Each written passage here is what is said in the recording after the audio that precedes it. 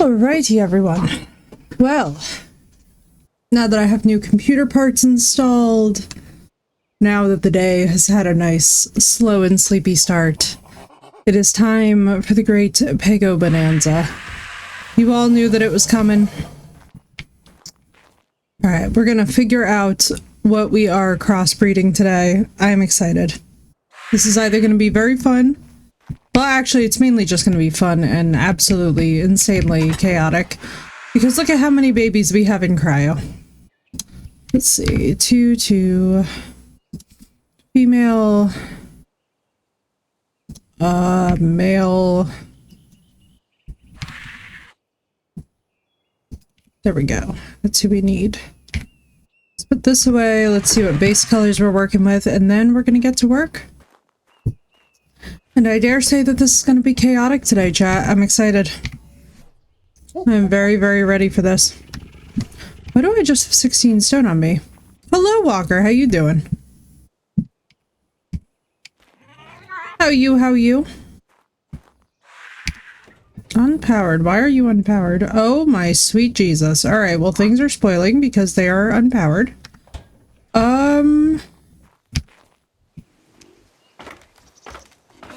I can't complain, dude. I can't complain. There is absolutely no reason why this should not be working.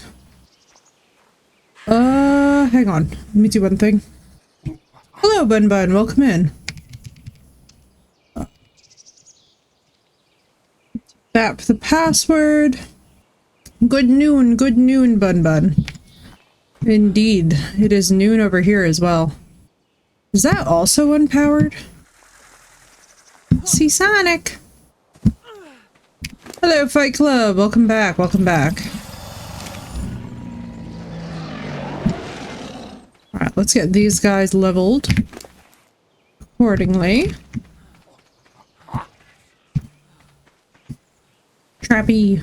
Oh, the monkey's name is Trappy because it's carrying traps. Big brain time. What's up, Alec? Hello. How is everybody?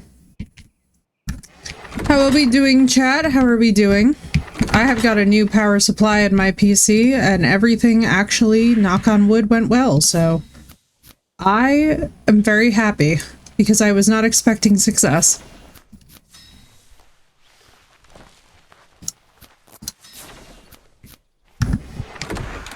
This is evolved, Bun Bun.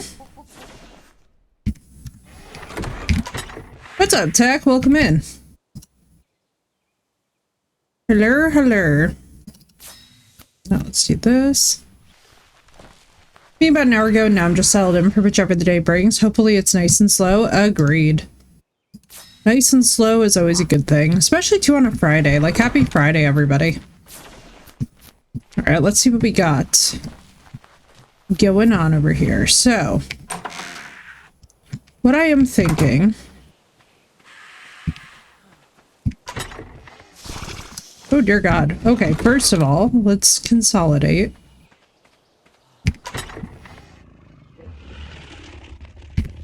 Let's top that off. How many berries do we have? Not enough. No, happy Friday to you. You don't want the weekend? Well, that's no way to spend Venusian Day. Can we bring you over? Hang on. You will clean up this trough very successfully. As my phone goes off. Yeah, I get that. I don't know, I've never minded it. I enjoy the peace and the quiet, you know?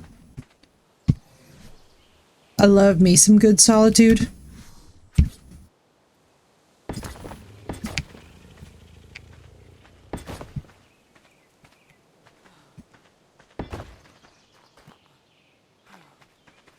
Yeah, I can see where that would apply though too. What do I want to do with this? Do I want to extend you out? I don't think I do. I mean, we could just start breeding the PEGOs and then figure out lodgings for them later, but I really feel like I should build the building first before I make the dumb mistake of, why is this not going on? Do we need another wind turbine, by the way? Hang on, don't mind me. I'm having every ADHD thought because I started my day with tech stuff. Whenever I start my day with tech stuff, I'm having like every possible errant thought go off at once.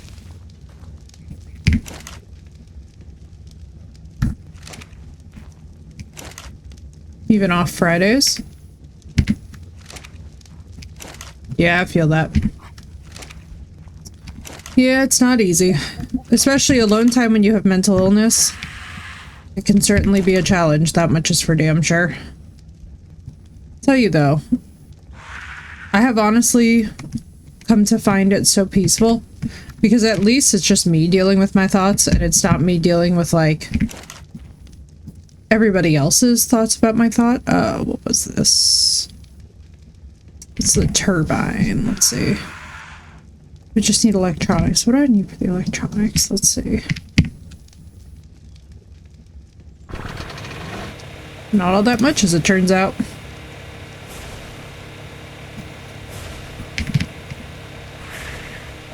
Why am I in all caps? I don't know. I don't know anything today.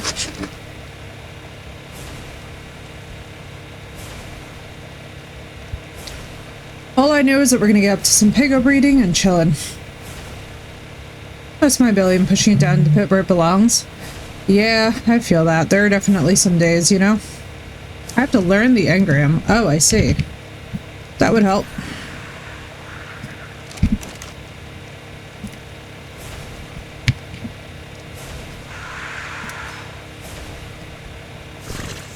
Let's let that do its thing. That should hopefully fix our power problem, because, still don't know what's wrong with that. So those are blues, here's mine. So what I'm tempted to do is make a structure. So let me explain this to chat, because I'm not explaining much. I'm just straight up going into building and doing stuff. So what I'm thinking is that we build a structure for the breeding bonanza today, and then what we're going to do is we're going to try and populate it with basically one side females, one side males, breed them all, see what mutations we get. Hopefully we get a couple of really cool looking, really exciting looking, I should say, neon variants. And then if we can get that done, then I think that we're going to be in better shape, because basically what my goal is, my end goal is neon PEGOs. Now, that's not going to be necessarily easy, but the good news is that these guys, like, once we get one solid mutation going in one region, we could just label it, store it, rinse and repeat. And the ones that are not going to make the cut can be easily used as base cards. Because honestly, their berry intake is negligible, so it's not terribly hard.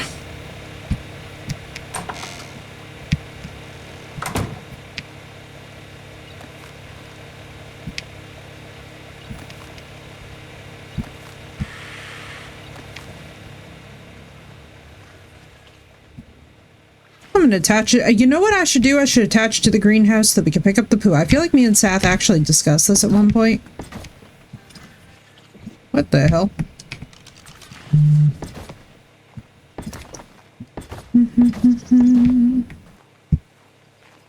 Oh yeah, that's good, because then they'll already have a wall. So then what we can do is put them all over here. So then they're gonna poo, and then hopefully the dung beetle should be able to grab it through the wall. I think.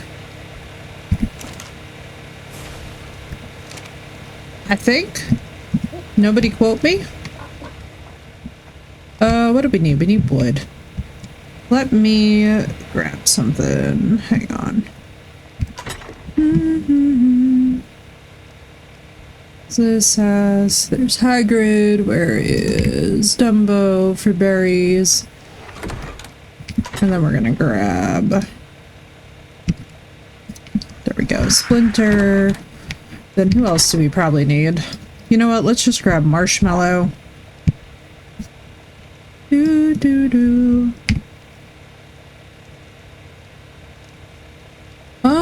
Do I have goldfinch anywhere? I don't know. Yes, I do. Who the fuck is Redemption? What did I do? Oh. It's a good thing that I labeled this. Plumos, ball, pigeon. Alright, let's see. It's a good thing that I labeled that at some point.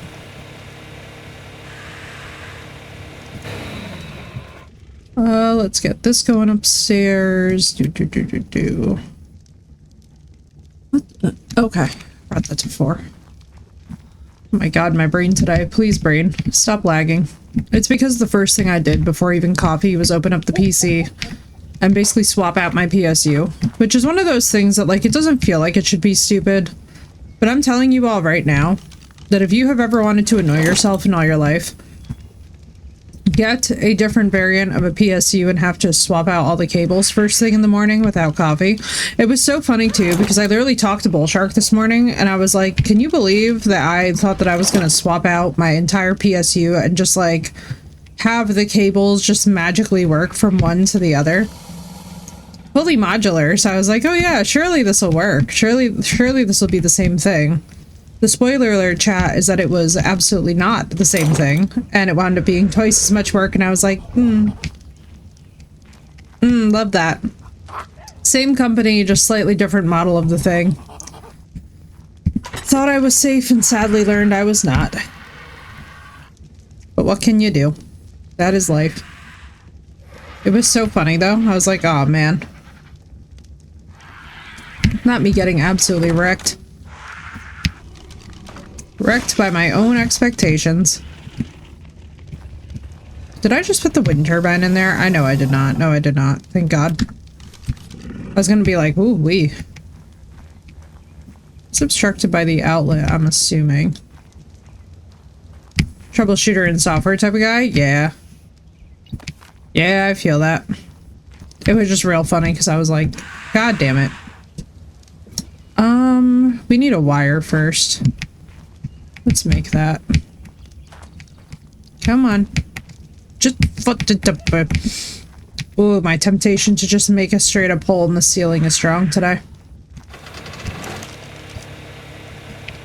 Oh, I know. All the cables with all the outlets, with all the BS. I'm telling you right now, ARC's cable and lighting system is just one of those things that, like, it's almost legendarily bad.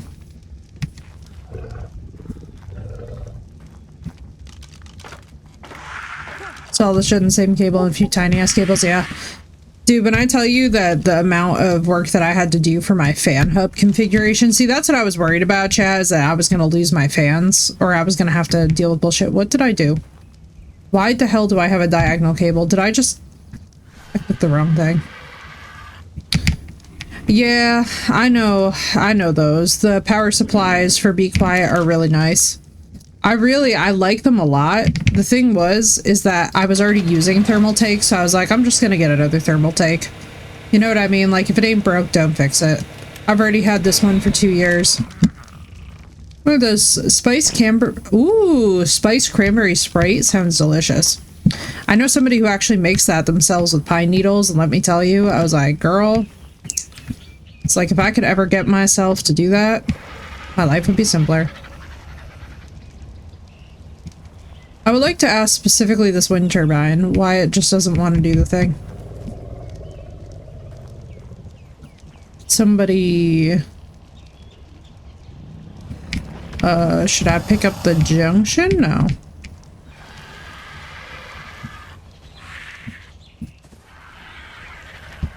Yeah, I didn't get it in white though, because honestly white is so much more money here, and I was just like, I am definitely not willing to invest just to have white stuff. At least not yet. I'd have to be at a point where my income was significantly chunkier. Why are you like this in my life? Alright, let's pick up the junction box.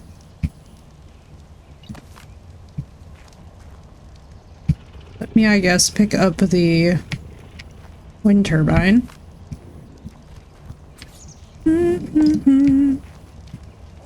There you go. Now both of you are working. Did I not just pick up the cable? Skip the junction box. Oh boy. There we go. You know what? Screw it. Alright.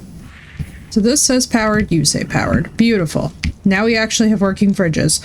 Why that was like that, I have no idea. What's up, Braving? How you doing? How you feeling?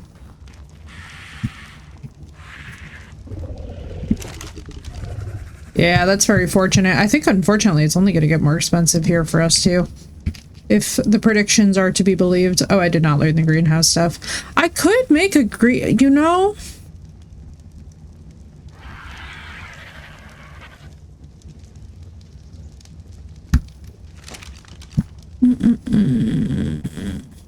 Let me just go get the basic supplies that I need for this. I'm like brainstorming too many ideas and then I'm gonna drive myself insane. Let's do boom, boom, boom, boom. We have a PEGO. Let's put away the PEGO.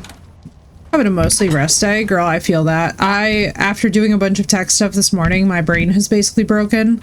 And I have gotten to a point where I'm just basically like, I'm very happy to have been doing the tech stuff, don't get me wrong. But there does actually come a fatigue point where your brain is just like, I cannot simply handle more.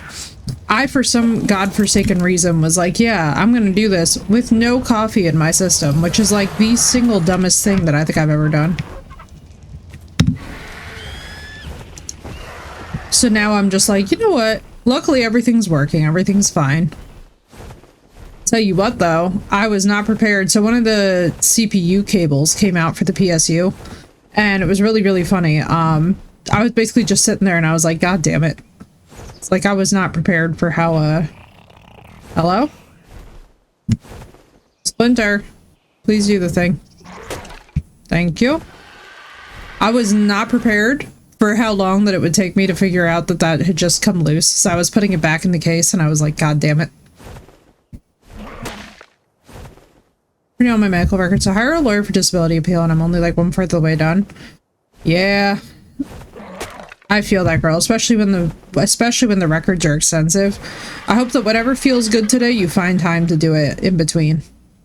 It's one of those days where you put on like your favorite music. Do favorite everything, you know what I mean? Comfort movie. Comfort music. Favorite stuff clothing wise. Whenever I have to do anything that's a pain in my ass, I always make sure that I'm kitted out with like everything that I love. You know what I mean? Like even favorite fragrance. Like I know it sounds weird, but it's like sometimes if you're just surrounded by all your favorite shit, it makes doing something undesirable feel better.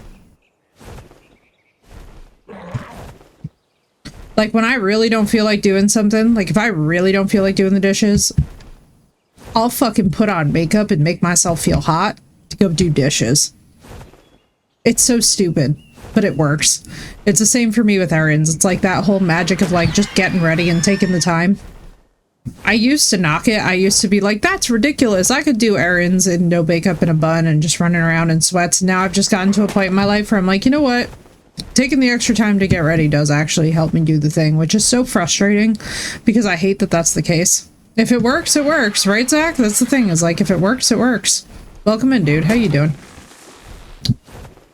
If it works, it works.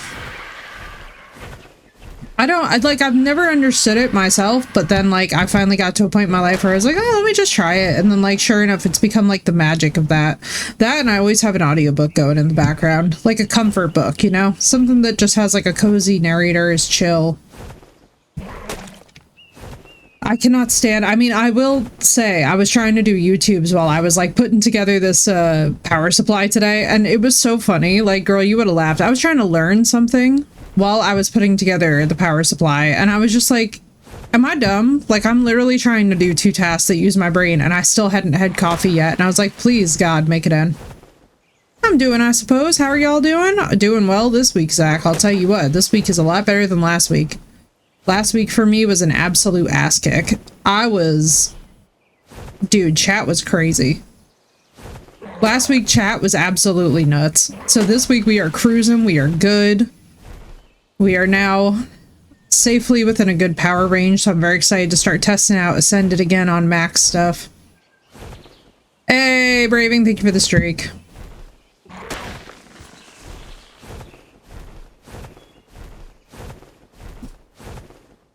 And then today we are hopefully, I'm hoping, going to have a nice chill time and maybe get some neon pegos.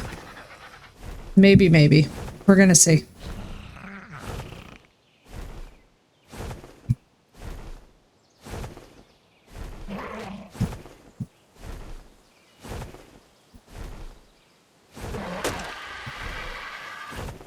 There we go, Splinter. Splinter is so cute. That is a very cute name for a beaver. I'm not gonna lie. Also, who here has ascended and has heard about the Lost Colony? Because I'm not gonna lie to you guys, Vampire and Snow Map is really appealing to me. I'm like, you know, this is gonna be dangerous. I can feel that this will be dangerous. I am so fucking excited. If we wind up voting in Lost Colony and we have vampires in the snow with Ark, I'm just gonna be... Now granted, that being said, it's also gonna be unbelievably fucking difficult because it's a brand new story map, but I'm like, oh my god, I want it. Like, give it to me, I want it. I would like to die a million times on that snow map. Apparently it's like Scorched Earth, but in the snow. Which I was just like, oh, perfect. We've just done Scorched Earth and had a blast with it, so... With this group, it's gonna be hilarious and chaotic. I'm like, my body is ready. Even if the Ocedon taming has me like... It's not... It's kinda stinky. It's kinda stinky. It's cool, but it's stinky, you know? So now I'm just like, oh my god. Like, my temptation today was actually to test out some Ascended, but then I was like, nah. Nah, we're gonna have plenty of time soon enough. Marissa, hello, welcome in, and thank you for Marissa Tomei. Hell yes, Marissa Tomei. Marissa has redeemed Marissa, I love it. That is the way. Beaver, hello? Is the beaver simply full? This does not feel like it was enough. There we go. I knew it was lying to me. I always know when a creature is just straight up lying to me. Oh my god, Marissa, you guys missed it. It was so cute. Last night I landed on the wyvern for 2 minutes, so we had to do a rescue for Blue because poor Blue was struggling with a wyvern. I landed for all of 2 seconds and had my damn spyglass stolen by a PEGO that came flying out of the sky, and I was really like, I love how I've landed the dragon for all of 0.2 milliseconds, and I'm immediately finding more of my babies. I was like, oh my god, this is insanity. It's getting to the point where I just have to keep cryopods on me because I just have to keep on cryoing them. Because big oof, oh no girl, it's the new moon. Did the new moon in Scorpio absolutely wreck healthcare? I'm telling y'all, new moon in Scorpio is not here to play around. Yeah, Patriot, I'm excited. I'm so ready for it. I'm ready for Vamps in the Snow. I'm like, whatever is going on here, I love it. Pego Steel, yes. Today we are going to be building a structure and hopefully going for some neon Pegos. Now, this is either going to go one of two ways. This is either going to be super quick and then it's like, oh good, we have like cool looking neon mutations and we're going to try and just get as many in as many regions as we possibly can. Breed up some powerful little shoulder pets, you know, max out their weight stat, do some crazy shit. And their health stat for that matter. Weight, health, and melee for a Pego is what we're looking for. Healthcare and life? Oh no, girl. Oh dude, I'm so sorry. I feel like this has been the week. I have to say, I feel like this has been the week where a lot of people are finding out shit that they didn't want to know about people that they didn't want to know about. You know what I mean? Like, I've heard a lot of people talking about that this week where they were like, yeah, this is kind of that week where it's like, unfortunately, a lot of people are showing their ass, but there's also a lot of stuff that's been coming to light this week that, like, you know, just even in a public domain, it's like, I don't think anybody was ever wanting to know some of this shit. You know what I mean? And it's just like, oh my god.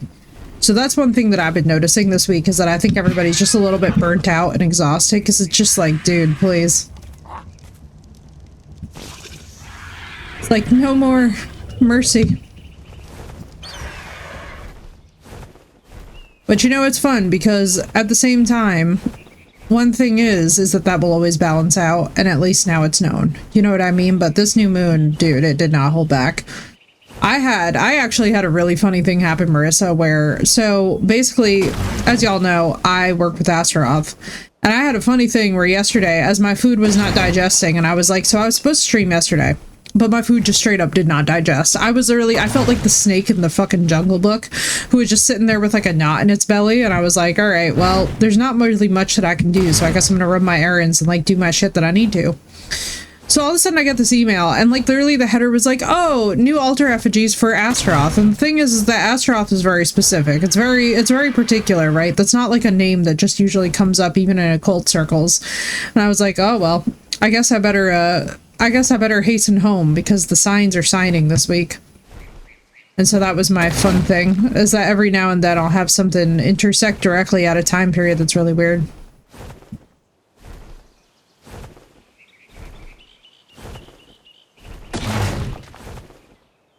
Oh yeah, oh Marissa was so funny. My belly was literally just like, nope. Because like with my meds, it basically goes one of two ways. It's like either this food is going to digest and it's going to do it over a 20-hour period and it will do it flawlessly. And I will just be like a snake that doesn't have to eat as much anymore. Or it does the thing where it just sits there like a very unpleasant knot in your stomach and you're just like, well, and so the great wait has begun. And so last night I was early, just like, I was imbibing ginger tea, peppermint tea. I pretty much just like all the teas, all the herbs. I was like, is this a gastro related tea? Yes, I'm imbibing it. Great. But today I am absolutely, I woke up and I was like, I was so excited about the PSU because I saw on the security cams. I'm like, oh, something hit the front door this morning. What could that be? It was literally my power supply getting delivered at 6 in the morning. And I was like, oh, perfect. I'm gonna go jump in and work on it. And then I had to check myself before I wrecked myself because let me tell you guys right now, do not try and do tech stuff without coffee. Do not try and do tech stuff without coffee. Just don't. Just don't. Marissa knows. Marissa understands the L that I have just taken because anybody in healthcare also knows this. It's like when you have to call back either a patient or a patient rep before you've had that first couple sips of caffeine and you are just chugging through your brain, kind of trying to wake up. I was like, chat, it was funny. At the very least, it was very funny. I felt like some sort of a toddler trying to wake up, you know? But on the bright side, chat, even though my food yesterday didn't digest, I'm not hungry today, so I guess it balances out somehow. I don't know. Marissa, you know how it goes. Like, if you have to call somebody back first thing in the morning and you're doing it before you've had a couple sips of caffeine, you feel it. You're like almost apologizing because you're like, I'm so sorry that I exist in this capacity this morning, but like, I've forgotten what English is. My girl, I was literally taking apart the PC without caffeine, and I actually have one of those moments where my own internal narrator voice, like, which by the way, so I don't actually hear my voice as an internal narrator. I don't know anybody else who does. I'd have to like consciously try and like make that happen. I don't know if you guys ever have that sensation, but like, I don't have like just like disembodied floating voice. I have literally like, I have to actually like think about it.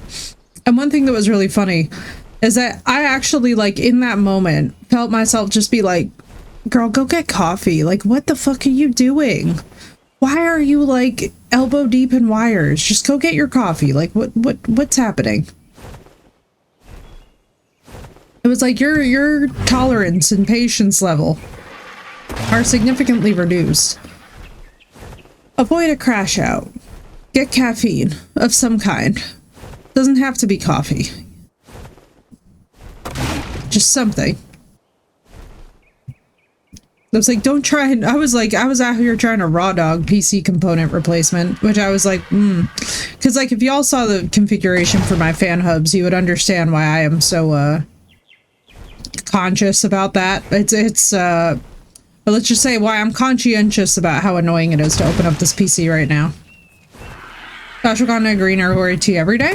Yeah, dude, for the longest time, Patriot, I was doing matcha. And it was actually one of these really funny things where I was not aware that I could mess up my digestion further with it because of my specific constellation of things. But yeah, whatever anybody does, you know, get you whatever caffeine it is that you need before you do anything with tech stuff. Because let me tell you right now, that focus bonus,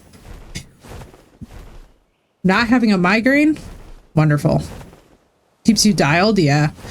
I'll tell you this much, when I was doing a lot of matcha, I was very like, the caffeine from matcha is such a unique way that it clicks on. It's like, it's a very slow rise and consistent burn. So one of the things is with coffee, right, is that for me, it's like jet fuel, where like, it only lasts so long before it burns out and then I have to go and get more of it. Whereas with matcha, it really lasts you throughout the day, where you just feel that you've like risen to a certain point and then you hit that threshold and then you're not going above it. The mental and cognitive ability, yeah. And I love matcha for that actually too. And you guys are going to see me drinking a lot of it too when we do the event. Because for the 365 hours, it's like that will really keep you dialed in. That's exactly what it is. And especially too in a group, I love matcha because it keeps me way mellower. Like that's one thing that's really nice about matcha is that it keeps you mellower, it keeps you chiller. I find that I can, you know, really finish my sentences better. But to be honest with you guys, that's also just true of my meds in general now. Anything to keep you focused, yeah, that's just true of my meds in general now. Like having unmedicated diabetes was hell. Now that my thoughts are actually very like relaxed and calm, I'm just like, oh my god, I did not realize how badly I was living. Like that was the thing too, is like I used to have, I mean, oh my god, if you had asked me, I would have been like, I would have just kept on tacking on like mental illnesses that I wasn't sure if I had. It was all just untreated diabetes. A matcha today with almond milk and a touch of brown sugar syrup. Ooh, that sounds amazing. Well, it depends too on what your particular tolerance for different releases of caffeine is. Because like, you know what's a good example of this? So back in the day, I used to have recommended to me, right, metformin. And metformin is a really standard metabolic compound, right? Like a lot of people take it for PCOS and whatever, and like for other things. So I would have metformin recommended to me, but I would have the regular version. Well, when the extended release version was offered to me, completely different ballgame. I no longer had any side effects. I could take it easily. I've heard of it. Yeah. So basically, like, it completely, the extended release is the key. So I find that for different days, I need different things. So if we're doing like a long 12-hour day, extended release caffeine is where it's at. But honestly, what I like to do some days is I like to start out with that peak, and then I like to switch to the extended release around like noon, 1 p.m.-ish, because then it doesn't throw off my circadian rhythm later in the day. Like one thing that was rough is that the other night I had a coffee I had espresso actually close to 7 p.m. That was rough. I can do it. I've got them Italian genes. I can totally handle it, but it was not what we might say was ideal.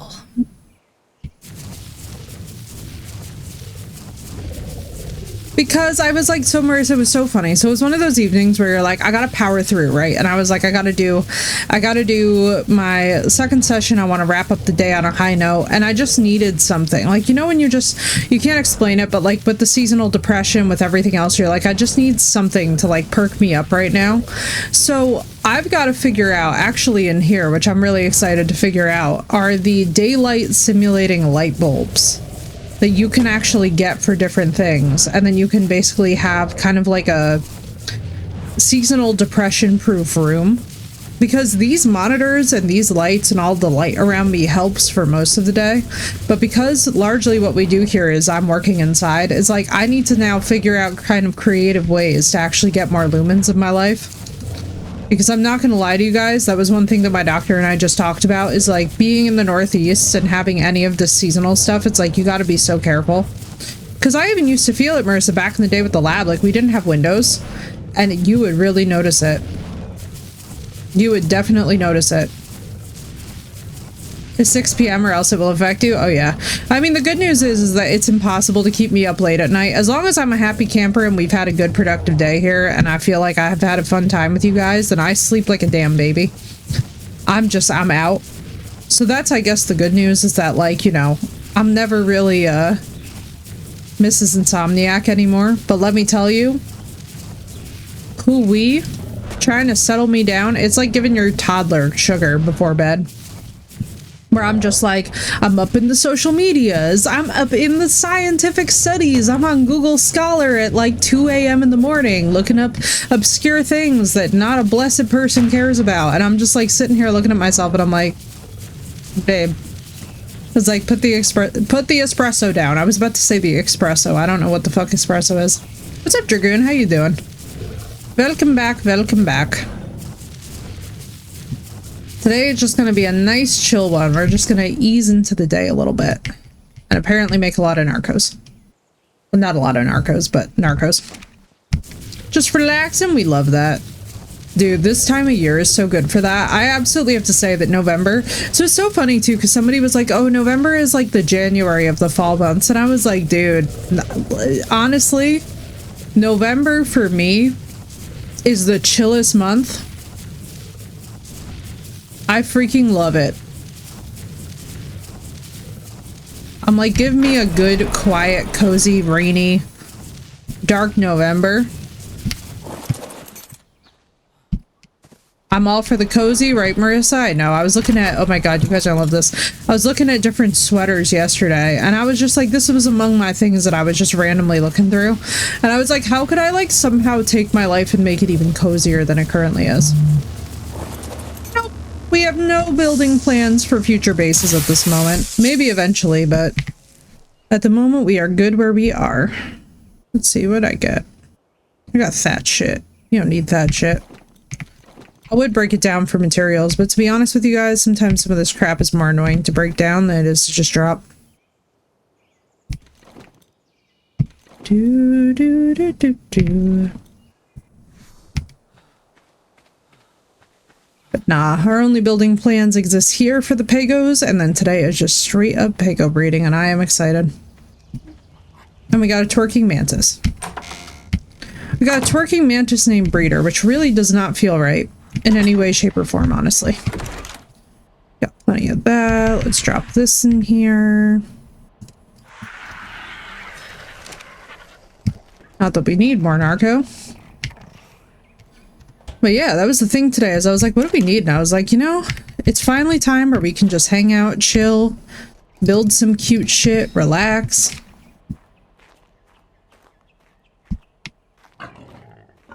Just give everybody on the roof. All right. That's right. I gotta unload the creatures. What I do, and this is really, it's not a good habit to get into, I don't highly recommend this, is that I unfortunately have the very strong tendency to completely forget that I should actually, like, do something with, like, putting away the materials that I gather. I feel like I just like to construct on the go. I'm sure I drive all of my construction heavy friends absolutely insane with this. I'd be willing to bet my life on it. Redeem gem? Oop, hang on.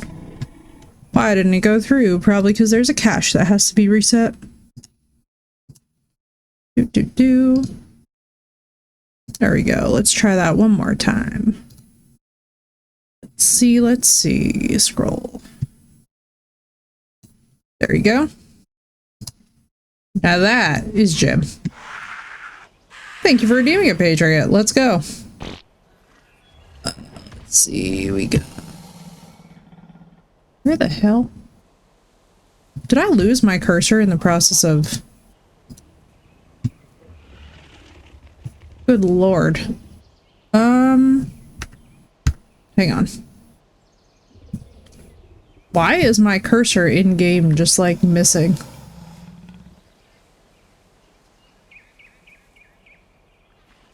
Am I losing it? No, there it is. Okay, woof. Woof. That was a rough Effie might need more coffee moment. That was a rough... Marissa, it's happening again.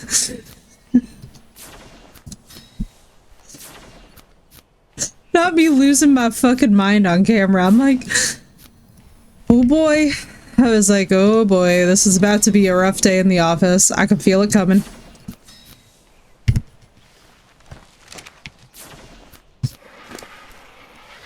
I completely just lost the cursor for that game. That was rough. I did not even know what I was looking at. And right, dude? I love it too, because especially as I've been back at the gym, I'm just like, like, that's the only thing that I'm missing today, but hear me out. I was doing PC stuff, so I'm going to give myself, like, a nice pass for it today. But tomorrow, it's absolutely back to business. Tomorrow, it is absolutely.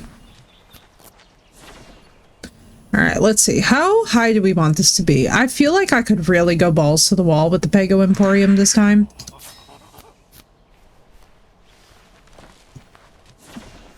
But the question is, do we want it? Do I need it? Let's see. So we're gonna just build this right here. The good news, though, too, is that this way, if we do this and then we let them poo, they will, God willing, simply proceed to be collected. I think this is how this will work, is that it'll be collected by the dung beetles who are right through this wall because they're close enough. I think that makes sense. I don't know though, don't quote me. If it doesn't work, it's not my fault. That's how we're doing this. Winter solstice. Yeah, indeed. Indeed. I love me the gym. I'm so happy I can be back to it, Patriot. Dude, it was so stressful. With my meds and not being able to go to the gym, I was like, I don't think y'all understand. My doctor too was like, he was like, how are you surviving this? Because he was like, he's been seeing me for over 10, 11 years now. And he was like, I have never heard you say the words to me, I'm unable to go to the gym. He was like, I'm genuinely concerned about your well-being. And I was like, yeah, me too. Dude, right? It's just, it's rough. It's one of those things where, like, I use it so much as, like, a mental decompression tool where I just, like, put on an audiobook and just go. It's also my time when I listen to everything. You know what I mean? Like, if I have a backlog of, like, stuff to review, YouTubes to watch, whatnot, like, me and that Stairmaster have a date and I just proceed to sit on that thing for hours. Because, of course, I don't choose anything chill. I have to go straight for the Stairmaster, which is, like, basically just straight up buns and thighs. I'm like, I shall be, I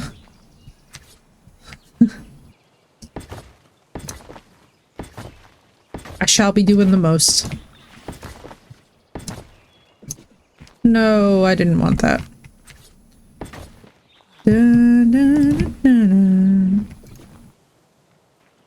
Alright, we're gonna build this guy up. Oh, I forgot that I have one. Gotta build the cakes? Yeah, I love the Stairmaster. I love the versatility with the Stairmaster. I think out of all the things, out of all the devices and all the things in the gym, the reason why I love, like, absolutely swear by the gym and the Stairmaster in the gym in particular is because it is so soothing for me to just be able to set it to whatever speed I need it to go at and to just be ambiently, like, cruising along. It makes me feel so relaxed and so grounded just to have, like, no obligation to, like, you know, you don't have to speed up to actually get a really good workout. In fact, sometimes too, if you go uber slow on the Stairmaster and really challenge yourself to like do lunges on it, like, it's even better. Part two, because it's intense cardio. Exactly, it's intense cardio, but it doesn't feel at first like it's intense cardio. Like, back in the day when I really first got into the gym, like, the Stairmaster was pretty much my daily, like, even if all I did was 15 minutes of Stairmaster before I went off to go lift other weights, I'd be like, dude, like, this is my jam, you know?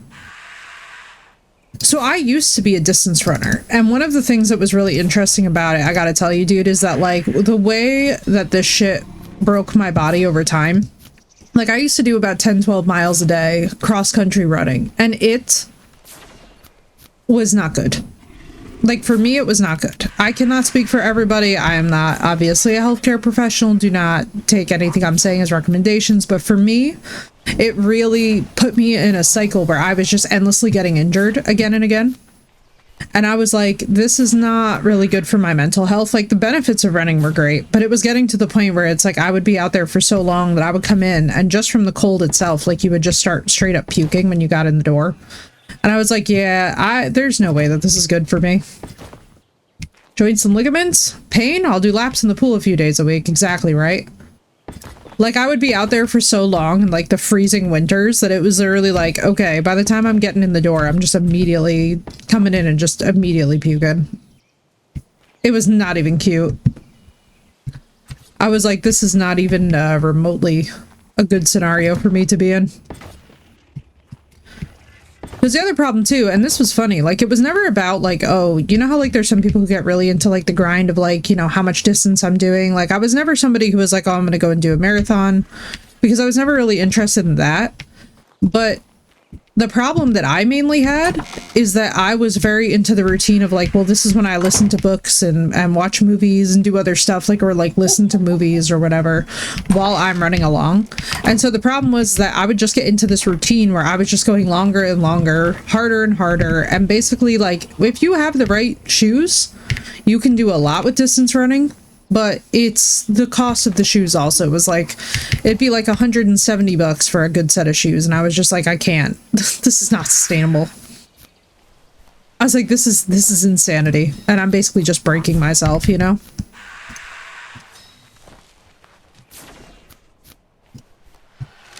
Low oxygen, harsh element training is definitely worth it, but there's a threshold that once crossed. Yep. Yep. I got there. There were a couple times where I came in and I, like, could not warm up from the cold either. Like, it was so funny too, because my mom was just looking at me, and my mom used to be a distance runner when she was growing up. Like, my mom. So when my mom met my dad, she was one of those ladies who, like, never left the gym, and she would lift and lift and lift. But she was that kind of shredded where she was absolutely, like, beanpole. And my dad even remarked at the time that he was like, no, like, your mom used to go so hard in the gym that she'd be, like, passing out. You know what I mean? And it was one of those things where, like, I always took that warning and was like, oh, that will never be me. And sure enough, there I was. And I was like, oh no. Okay, wait, this is actually really cute and looks like it has skylights. Why am I in love with this? I was not intending for this to be as cute as it is. But yeah, no, my mama used to go hard in the gym. We have, like, a long history of being, like, over...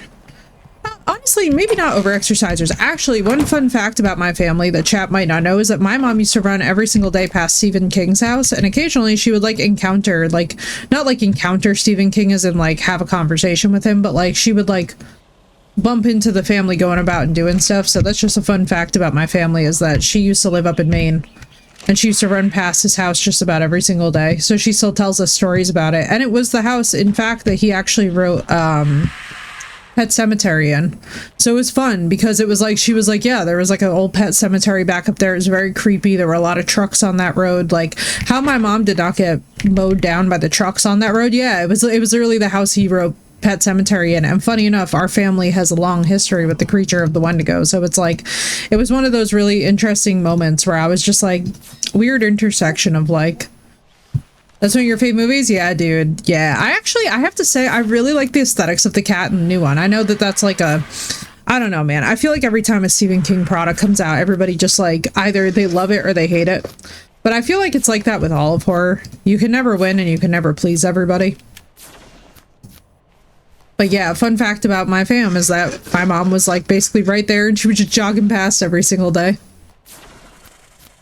And it's even funnier because my mom has probably never read or watched anything by Stephen King. So she's like that casual person who's, like, just completely unaffected by all of it. Like, for all we know, she probably ran into him in a grocery store and she wouldn't have even known it was him. Like, not on sight anyway. I'm just like, Mom... Amazing.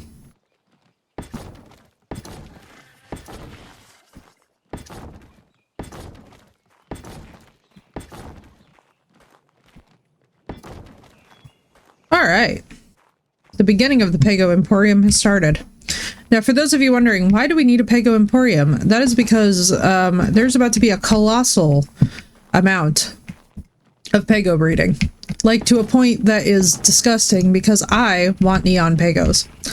And not just any neon PEGOs, like the perfect neon PEGOs. If you know, you know. So this complex will probably have multiple levels to it, but for now we're going to start here. What the hell did I just craft? Oh, probably a ladder.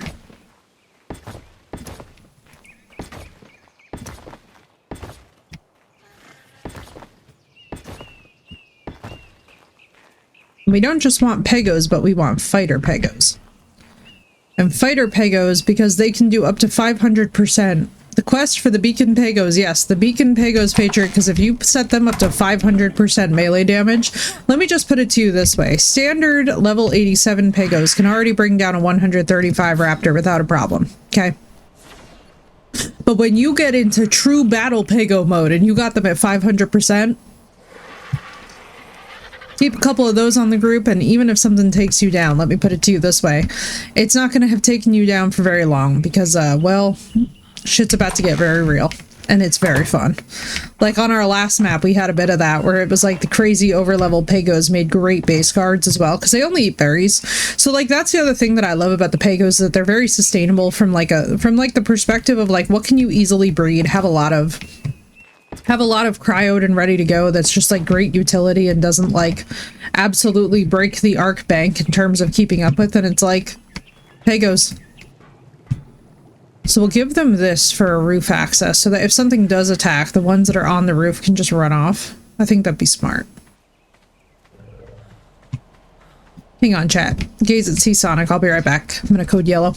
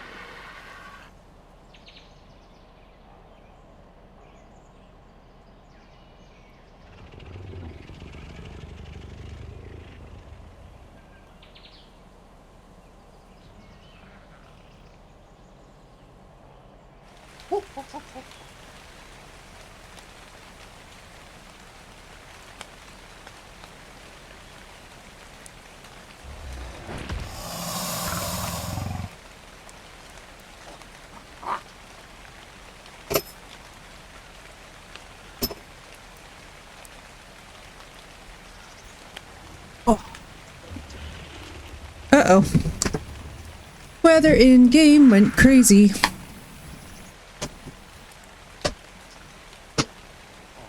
Why, thank you, Fight Club.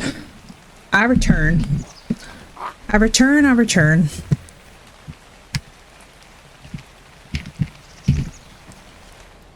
Why, thank you. Alright, so we have our basics. And now comes the very daunting part. So, okay, so we got this guy, this dude. We have got, you're at 234.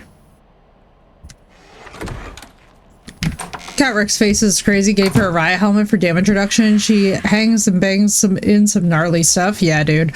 That's what I love about the shoulder pets, is that when done right, the shoulder pets are just absurd. All right, let's see what we're working with.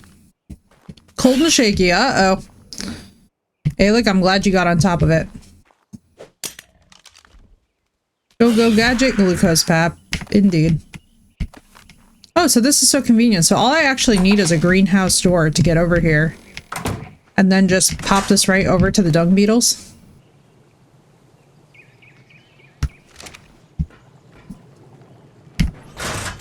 Wait, because you don't just auto pick it up, do you? Let's tend the plants while we're at it.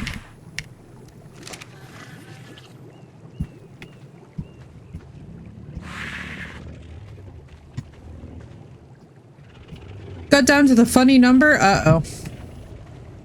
Yeah, I know that vibe. Does this thing spoil? It does spoil. So what we'll do is we'll put the fertilizer in the,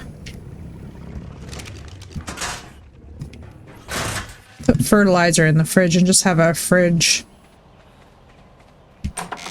storage. Yeah, I feel that, like it's hard to be on top of and manage, honestly. We not.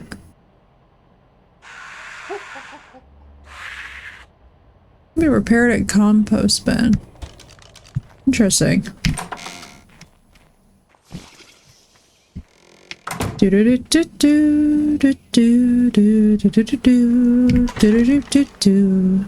Listening to a lo-fi version of that song, which is really fun.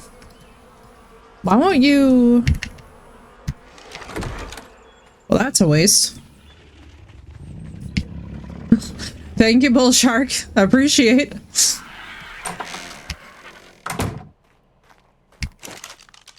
I just... There we go. Just gonna stick that there for now, because honestly... Frustrating that that just cannot be, dealt with. Let's find where the mammoth went. There we go. Now, like funny numbers or bad numbers? I don't have any opinion about numbers whatsoever. Perhaps controversial statement, but I've never cared. In spite of having many things with my OCD, for some reason the number stuff has never been it. I don't know why I can't bring myself to care. I don't know, man. I think I've just hated math for so much of my life that I've just gotten to a point where I'm just like immune to it, if you will. Where I'm just like, it's numbers. It's gonna suck, you know? Oh, I mean for the blood sugar? Yeah. You would think that I would track mine, but that's something that, you know, to be honest with you, since these meds, we just haven't had to. So I just haven't been, on top of it.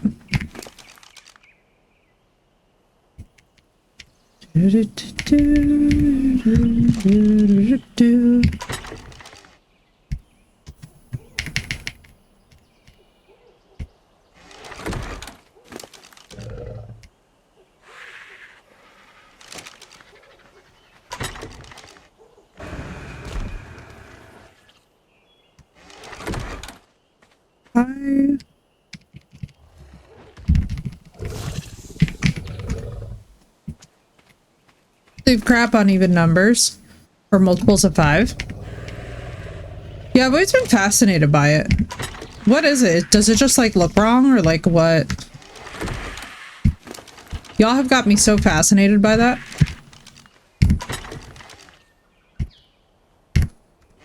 I would love to understand it. And I felt truly terrible. Oh yeah. Alright, so females. Can't remember if any of these, I mean, these are obviously not wild caught. So let's see what we can do. That made that sound like fish. It really did. There we go. Are you a level 200 male? All right, let's see. Why is your health so unbelievably low?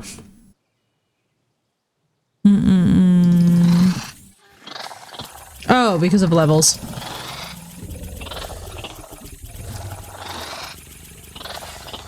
There we go.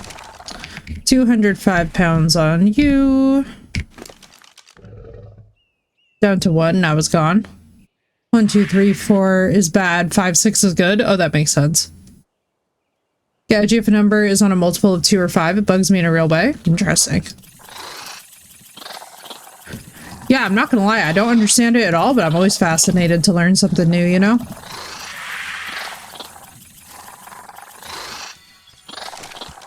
Alright, so you two. Here's the deal.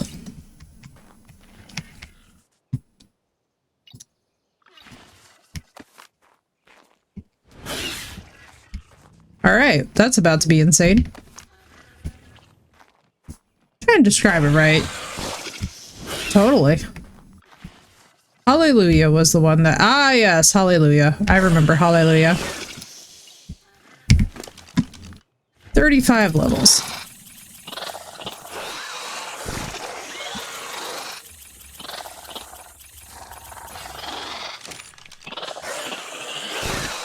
Madam.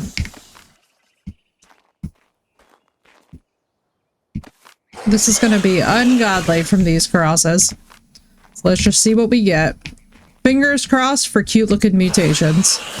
Across different regions too.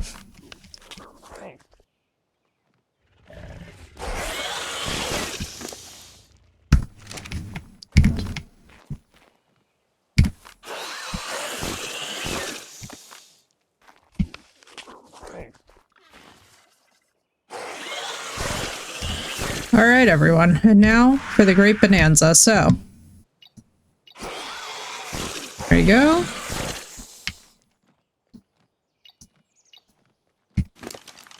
All I can tell y'all is that this is about to be very stupid. So, let me go get a spare cabinet.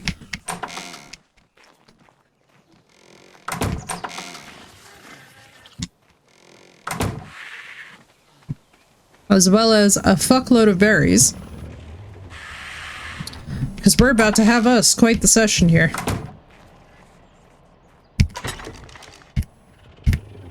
Just get these. Do I have a spare cabinet in here anywhere? Can I just make one? I can just make one. Like stretching after a long car ride? Okay, that could make sense. Oh, that's just the turbines. I was like, did I leave that shit on?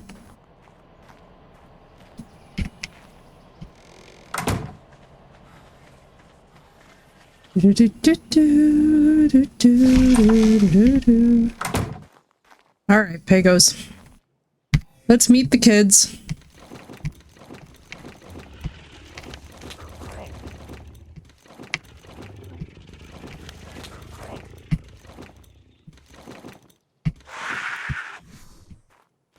Lord Jesus have mercy.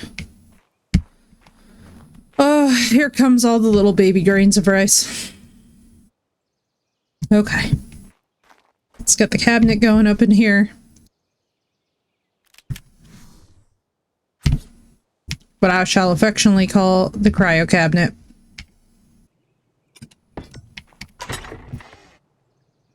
I love how I didn't even use breeding female for this. Oh, sweet Jesus. Alright, we got like 7 minutes.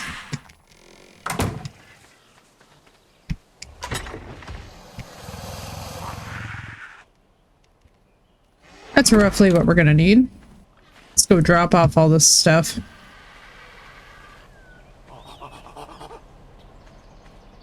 I swear to God, chat. Every time. The amount of berries that we're going through today in pursuit of this. So, like, what we're gonna hope for, and I mean this in full sincerity, we are just gonna absolutely pray that we can get some good mutations on good regions early. Because otherwise, when I tell you guys that this is going to be ungodly, I mean, like, honestly, we might wind up breeding enough Pegos to crash the server. I hope we don't.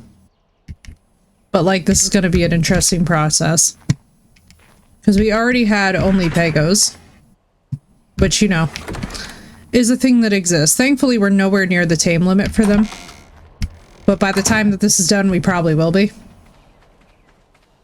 So what we're gonna have to do is bring out the little fighter packs. Ro, how you doing? So, Ro, you're about to meet a lot of baby grains of rice.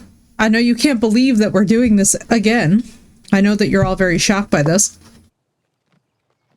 But believe it or not, I do actually love Pegos as much as I keep saying I do. Now, please, any of you, give us mutations. Mutations would make me happy.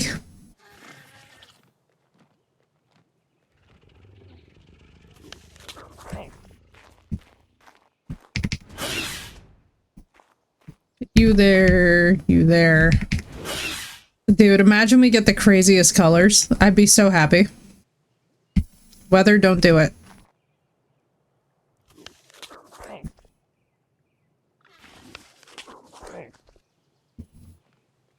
God, they're so cute. Look at their little faces. Like, I'm sorry, how am I supposed to be mad at this? You can't even be angry at this. It's just, it's like... I love how it just takes a shit on the floor in front of me, like as if to prove my point. That's a nice collection I have. Girl, you're not even ready. Our hope, our sincere hope, is for some insane neon color mutations. Now, before I had teal mutations, I had like a buttercream frosting colored mutation, which was cool. I want to go balls to the walls with the Pego mutations. If we can just get like neon purple Pego, solid. That's the breeding Pego. Everybody can have a neon purple Pego.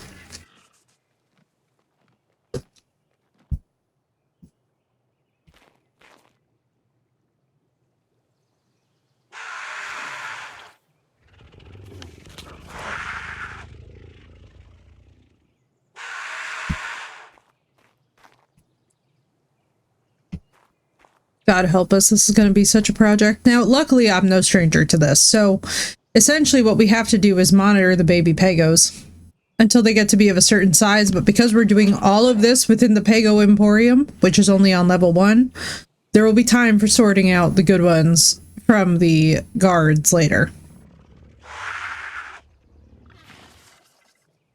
But this will be insane. We're going to have auto turrets. We're also going to have fighter Pegos. Everyone just hold on to your buttholes. It's going to be, these things are stupid. If you've never seen a little pack of Pegos take down a max level Carno, it's very satisfying. It's also absolutely hilarious.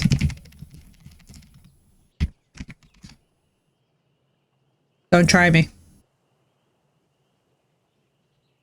Don't you start it with the fucking weather events. I don't want to see it. And I am not trying to relocate this number of Pegos back into there.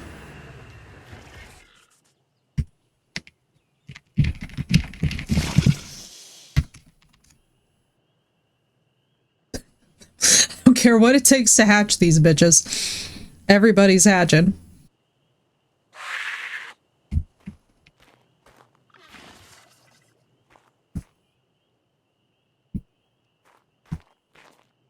I feel honored to be able to witness this glorious moment. Yes, the birth of the military forces on the server. Now, Pegos are a controversial item in ARC. Unfortunately, our chat still, in spite of having the emote, in spite of me explaining directly that this is a Pego-friendly place, still sees Pego slander. Which I cannot stress to you all enough, feels desperately like skill issues. I'm like, all you gotta do is keep berries on the inventory. It is not this tough.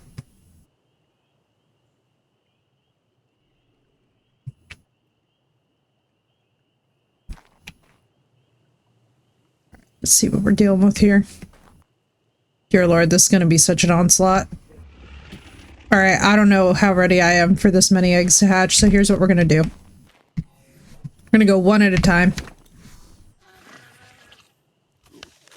This way we can better control that everybody actually gets food and that I am not missing inventories and then, you know, the mutated babies die again. Only breeding I've ever done is Rexes and Tickle Chickens for boss kits, so this is interesting. Dude, I love the breeding in ARC. Breeding in ARC and taming in ARC is one of the best things.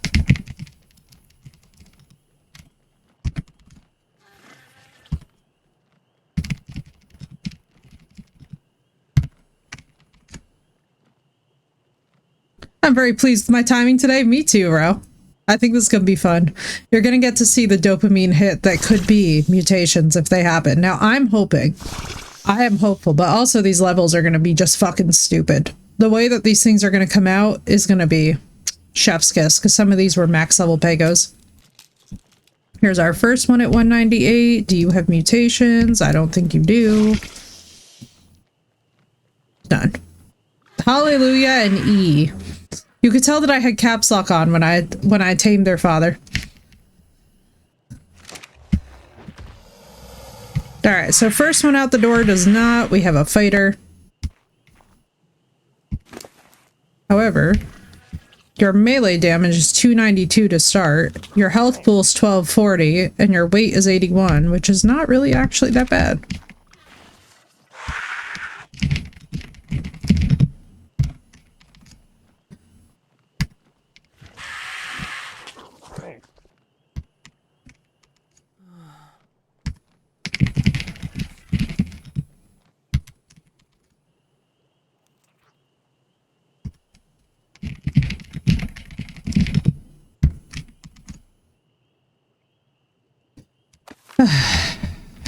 I hate the weather events on this map. I just have to say it. I truly do. They send me something fierce.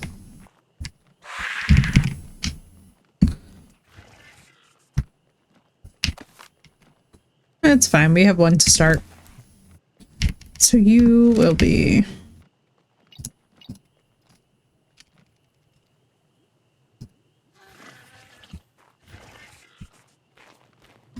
I can run my little grain of rice over here.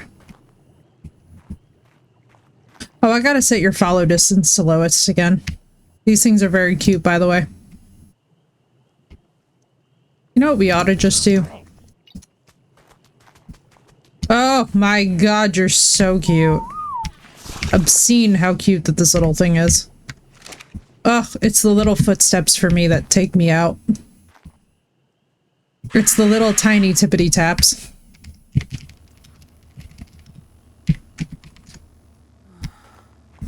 Just do that. Oh, it's cute! Alright, so that's fighter 1. About to have probably 6 generations of fighters. Isn't that right, Cypher? Crystal, thank you for the 200 biddies. Welcome in. How you doing? Mood. We're hatching babies today. It's gonna be good, Crystal. How you doing?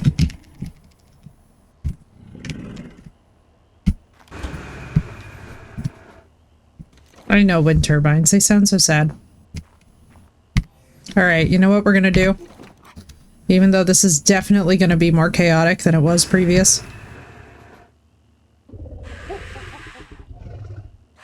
How you doing? How you doing? We're going for neon PEGOs today, Crystal. You already know that this is gonna be an eventual. Is that Italian? It's an Italian mom bot, which is a buried meme from many years ago. Buried meme. At this point, it's kind of funny too, because I always love the older ones. Hello, I'm at the store with my sister and niece. I'll probably be in and out until I get home. No worries, Crystal. Please tell them hi. I hope everybody's doing well. Too cold. PEGOs, please. And now it's too hot. My PEGOs are determined, Crystal. They're gonna drive me insane.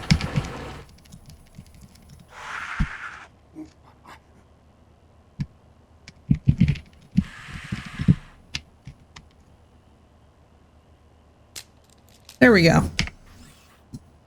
You are very cute. What do you have? Nothing? Nothing. Indeed, Crystal. We're getting all the PEGO steel.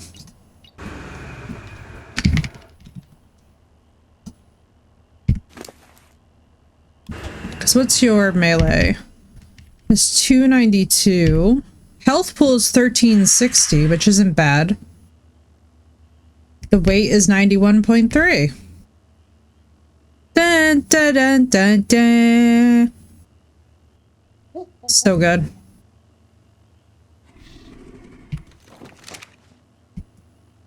Too cold again. I swear to God, if you... Okay. Almost lost my mind.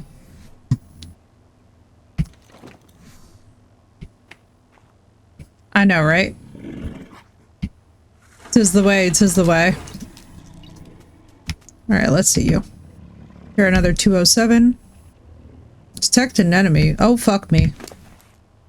That is not an enemy. I'm turning off that damn parasaur. Alright, here's fighter 3.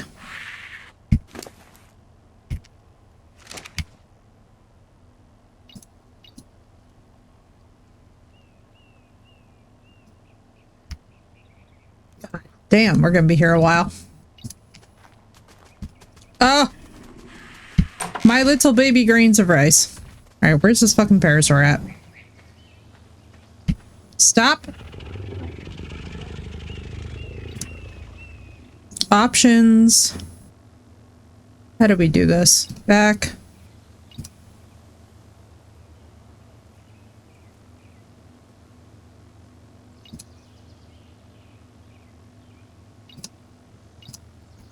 There we go.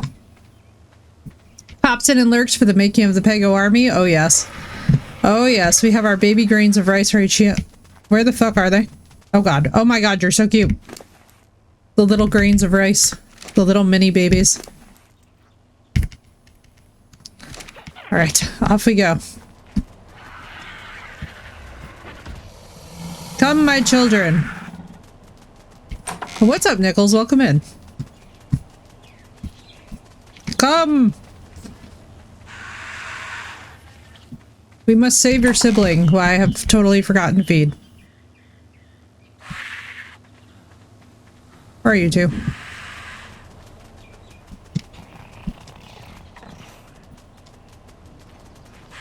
What the fucking hell? Come on. No time to be getting stuck.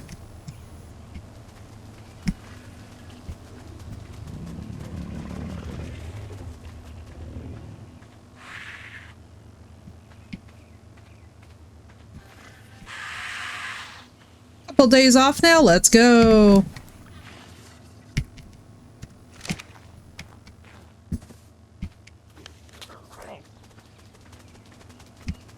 Hello, munchkins. Come on. If I have to build a ramp, I will. Fuck. I have to build a ramp. Alright. Come here.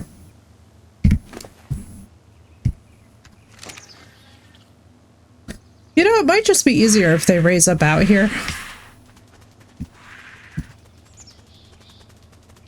Oh my god, they're so cute.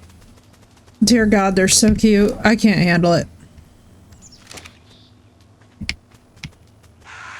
Or make them a Fallout jetpack? Oh my god, that would be so adorable.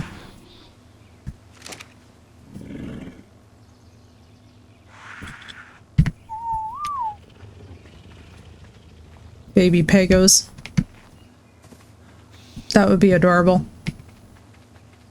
I love them so much.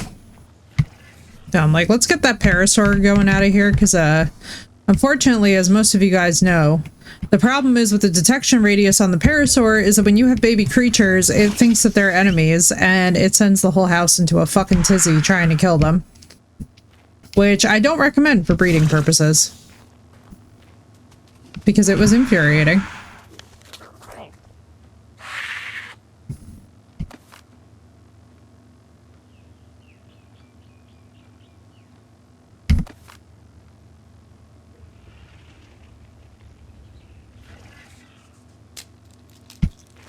Now, hopefully... Come on. Hopefully this does not take 80 years to just get at least one decent mutation. What are we on? Fighter... 4?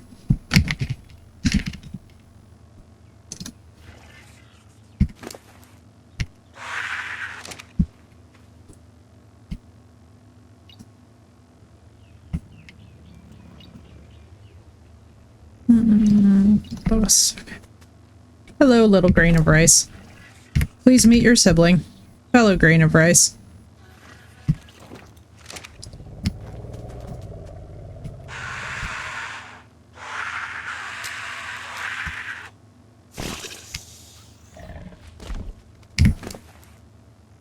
Now, no mutations on you either.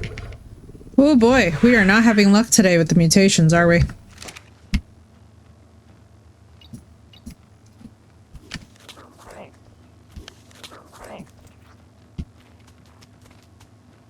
I mean, granted, at least the stats are pretty decent. Like, I'll take 300% move or 300% melee damage.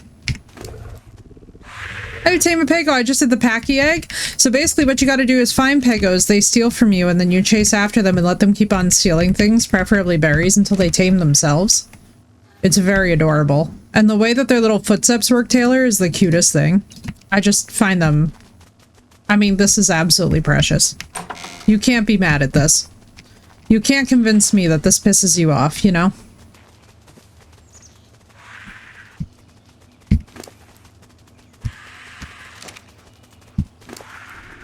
Alright, let's get our little group to juvenile. Okay, that one's on juvenile. So let's put juvenile's berries back in. You know what? Let me just grab more. This is gonna be a lot of babies. I'm just hoping for even one mutation would be nice.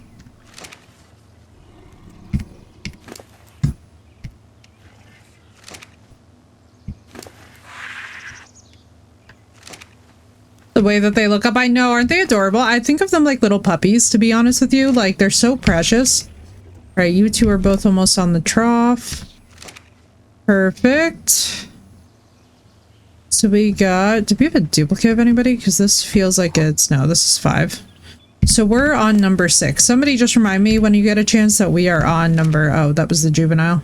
Alright, fuck it. Whatever. I got berries on me. Parents, I was expecting more mutations than this.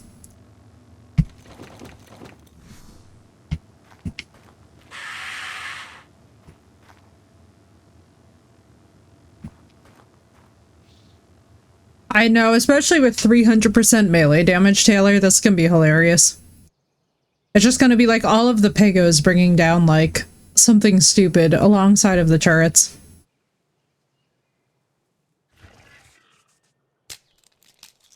Alright, let me see. Please, dear God, anything. Nope, nothing yet. Well, this is gonna be a lot of berries to feed.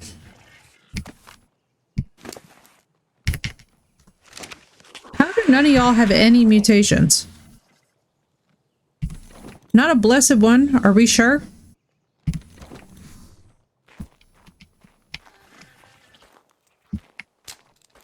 Oh, and it's not even like half of them, you know? Yeah, oh, we got twins. Ah, Jesus.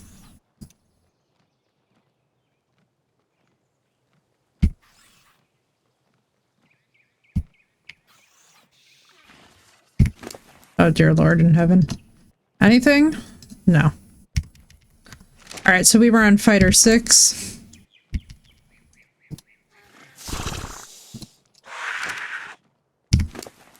What's up, Lord? How you doing?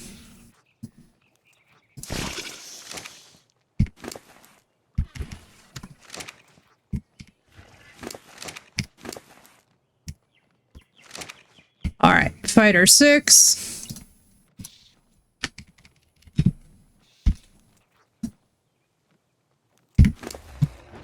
What's her melee at? 292. Health pool decent, actually.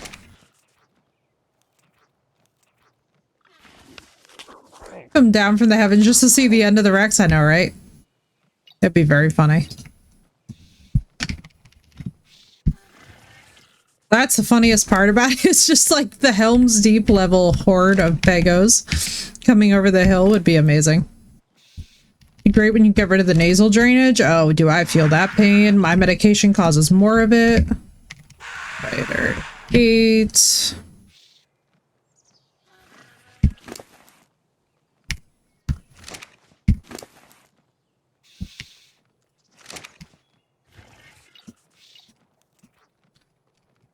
Fighter 9.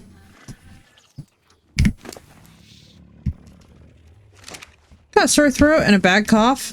I'm so sorry, Taylor. I know how much that sucks.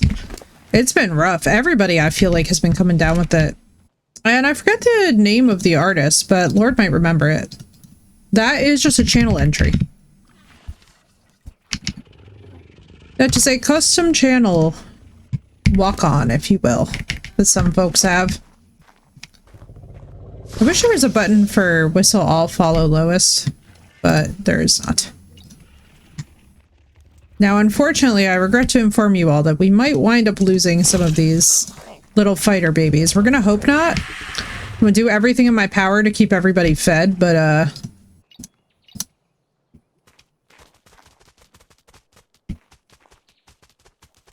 okay, those 3 are doing that. Yeah, it's a little walk-on. Basically, when people show up to chat, their first chat has like a little thing attached to it. Juvenile, juvenile, baby, baby. Okay, let's check on the babies. Dear God, they're cute. Look at the little tippy taps. Look at the little tippy tap. My little horde is growing. Mia and Dia also titled Monster. Very nice. There we go. What's our health pool looking like? I mean, their food and health pool is looking decent enough, or they might actually just be able to get raised up without needing necessarily this much maintenance. But do I want to risk it? Not really.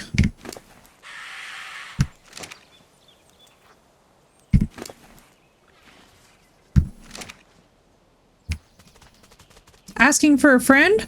Basically time spent in the channel. It's something that after a while, we just give people walk-ons if they would like them. I don't really have a formal redemption in for it because, to be honest with you guys, otherwise chat would just be too damn loud.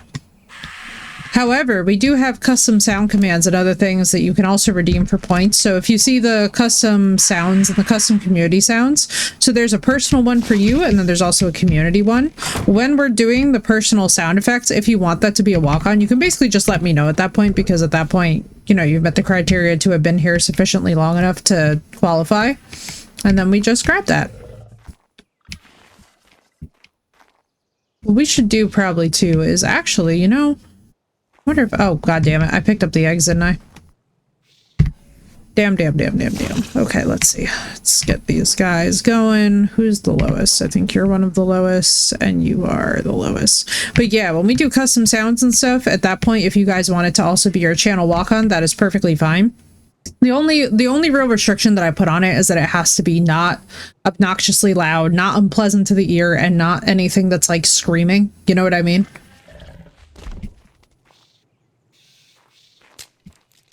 That's basically the general rule. Is that pretty much we had one, actually it was really funny. We had one where even the Redeemer was like, you know what? That was too damn loud. And we were all laughing because I was like, thank God that they said something, because I was going crazy. Oh, we have a mutation. All right, at last. We have got a mutation for number 202 over here. All right, let's go. You come here. I don't know what the hell is mutated on you, but something is. We'll figure it out later. Toxic PvP servers, good time, yeah, right? Alright, we finally got a single mutation on one of these babies. Now, what the fuck is mutated on you? I can't even tell, because you're so tiny. We'll figure it out. Let's see if it's a stat. It might be... Actually, the melee is pretty high. That could be the melee.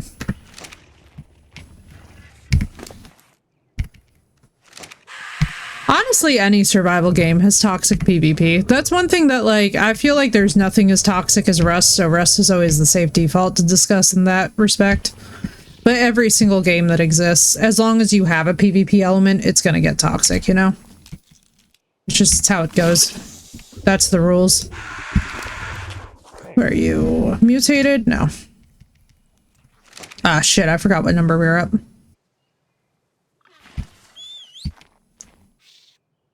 Let me have these two not follow me for now, just because I gotta go check the other babies. Yeah, Rust is the classic, right? That's the one that you challenge people to when you do not like them.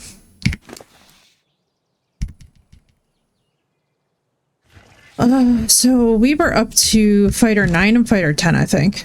Sweat Central. Dude, I cannot stand sweaty game behavior on any game, though. To be honest with you, like, all of it just turns me very much off. Like, I'm one of those people where, like, even if it takes me longer, I would actually rather have to do things the harder way and struggle for it a bit versus, like, even just have, like, hackish behavior in the games that I play. You know what I mean? Like, sometimes it's fun. Also, Lord, thank you for the streak. Let's go.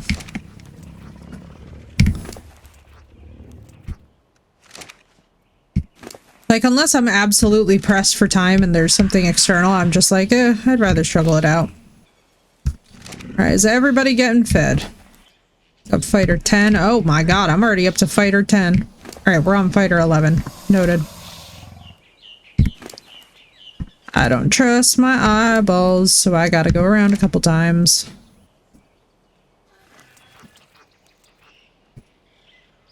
Everybody fine over here? Yes, they're all fine over here. Alright, so. Ooh, you're a 2-3-3.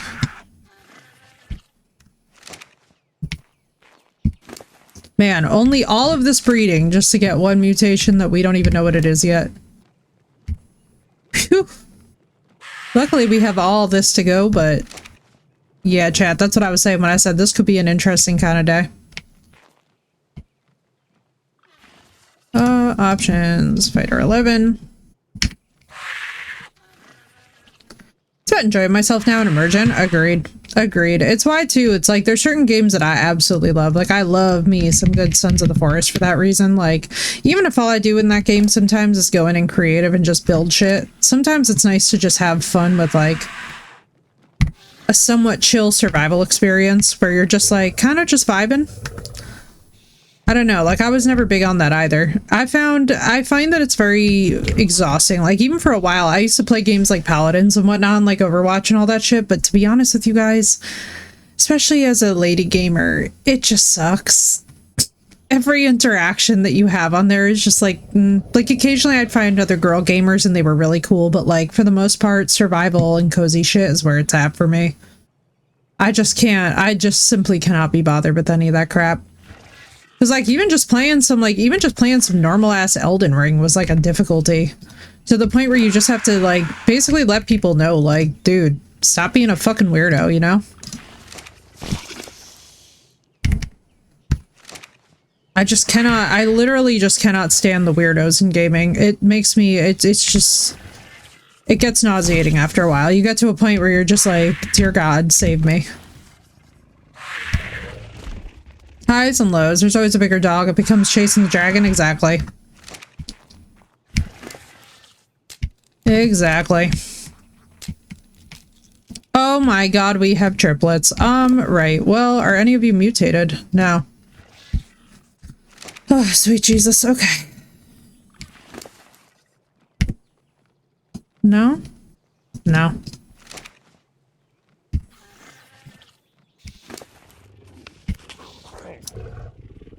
Well.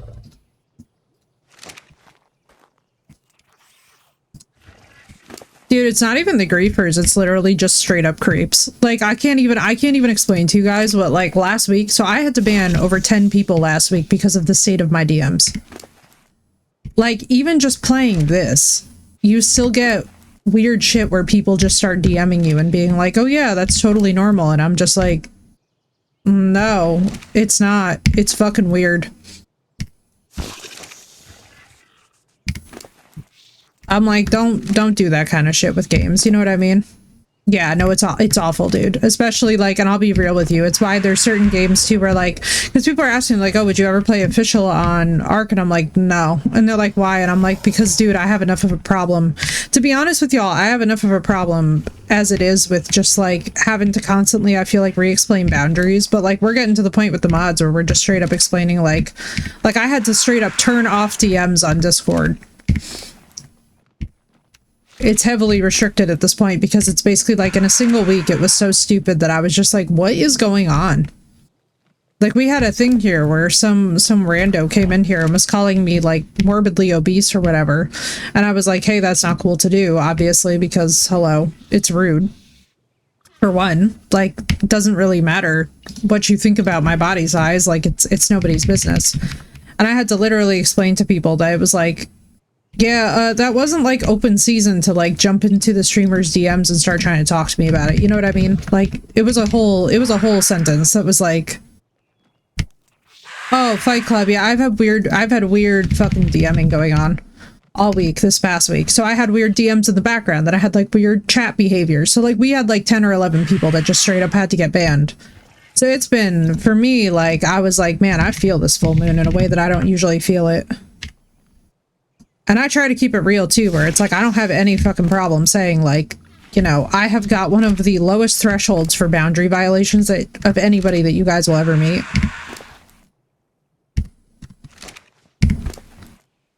But appreciate you guys, but it was like weird. It was just weird. It was one of those things where like, do you ever have somebody who like suddenly sees it as like their moment to have like a moment where they're like, oh, like, I'm gonna pick this moment to just start, you know, like trying to chat up this person. I was like, yeah, no. When did I sign up for that?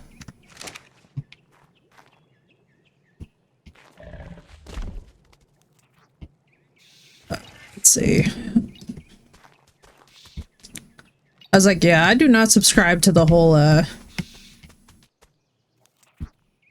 open DMs policy. It was very weird. I've had a very weird week.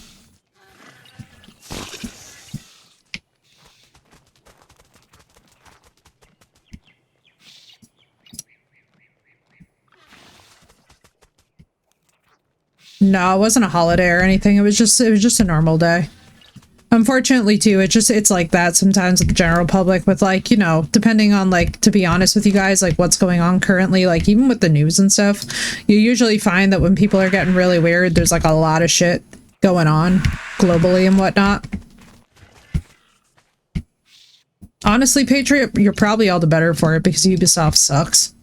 Their recent perspective about gaming, I'm just like, Ubisoft, why would you, like... Fine, say the thing, but, like, why would you say it out loud and wreck your whole business that way? Oh yeah, that is one thing that stands the test of time. But yeah, Ubisoft is definitely nuts. That's one company that I will not be surprised to go under soon. To see go under soon, I should say. Love Wildlands, but I haven't played the ASE games. Yeah. I'll be so honest with you guys, it is not going to be totally shocking when we see the death of Ubisoft soon. They can't seem to get out of their own way, which is so much of the problem. Oh my god, look at these little munchkins. What happened with Ubi? Well, so besides the fact that when the remaster for Assassin's Creed Black Flag comes out, which everybody's highly anticipating... Like, let me put it to you this way. Not only did Ubisoft go out of their way to let us know that we don't own any of their games, but we also, like, so even if you have physical copies, they're like, well, that's not yours. But it's player fault. But it's players' fault that they do copy and paste, I know, right? Yeah, Ubisoft is largely just kind of taking the stance of, oh, well, it's the player's fault. If you thought that you owned your own games, then too bad. You don't actually own any of your games, any of our games, for that matter. And, oh yeah, P.S. We're gonna make sure that you know that you don't own your own games, and just so that we're very clear, at no point in the future are we ever gonna bring it back where you... It's bad. It's bad. All of Ubisoft's press coverage is like... It's kind of amazing that they're, like, trying to be a corporation that claims to be for people. Yeah, exactly. Exactly, Patriot. So the other thing that really sucks that's going to happen is that, and they're basically intonating it at every twist and turn, is that at some point there's going to be a point where the old Assassin's Creeds will become unplayable. And they've intonated as much that is going to be a thing that happens. So even if you have these OG copies, it's like, well, we're just going to release endless remasters, and if you don't want to buy them because you don't want to endlessly replay our games, like, too bad, it won't be yours anymore. And I'm like, fuck that shit. Fuck that shit, dude. It's why, like, for the most part, like, you do not see me playing a whole lot. Like, beyond this, I think this is basically my main involvement with AAA. But everything else, it's like, I don't have the patience anymore, to be honest with you guys. It just sucks. But Ubisoft in particular are particularly and impressively stupid about it. Because the other thing that's funny about it is what the stance is of Assassin's Creed. What the foundation of what made Assassin's Creed is for them to then have this stance is like... Like, you can't teach people self-awareness, but it is one of those hilarious moments where you're like, what the fuck? That their company is going down? Oh, yeah. Oh, I know. No, I know. Trust me, I'm not going to be surprised, too, when it happens. There's a couple companies that I know are going to do this for a fact.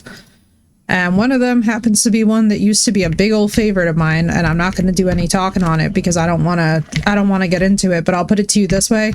I know that they're going to do it. I foresee the crash out because I can tell you all right now what's coming down the pike with it, and it's not going to be pretty. It's not going to be cute. It's going to be really sad. But, like, unfortunately, that's just kind of the state of gaming at this moment. Anything? No. All right. What even number am I up to? I feel like I'm up to 16 or 17. It will be broken. Oh, yeah. Yeah, Ubisoft is definitely headed downhill. That's a company that, like, I would say within the next 2.5 years, we're just gonna see go completely under. They do not have much life left in them. And it's showing because of the way that they're behaving towards the public, which is always... One thing is about these companies is that when you start seeing them start to throw the players directly under the bus, like, you know, they're not long for this world. They're not long for this world, and that's a really sad thing, but hopefully they can go out on a high note. Fingers crossed. But that whole bullshit that happened with Shadows was insane. That was the stupidest thing I think I've ever seen for a game release in my life. It's been bought though, haven't they? Yeah.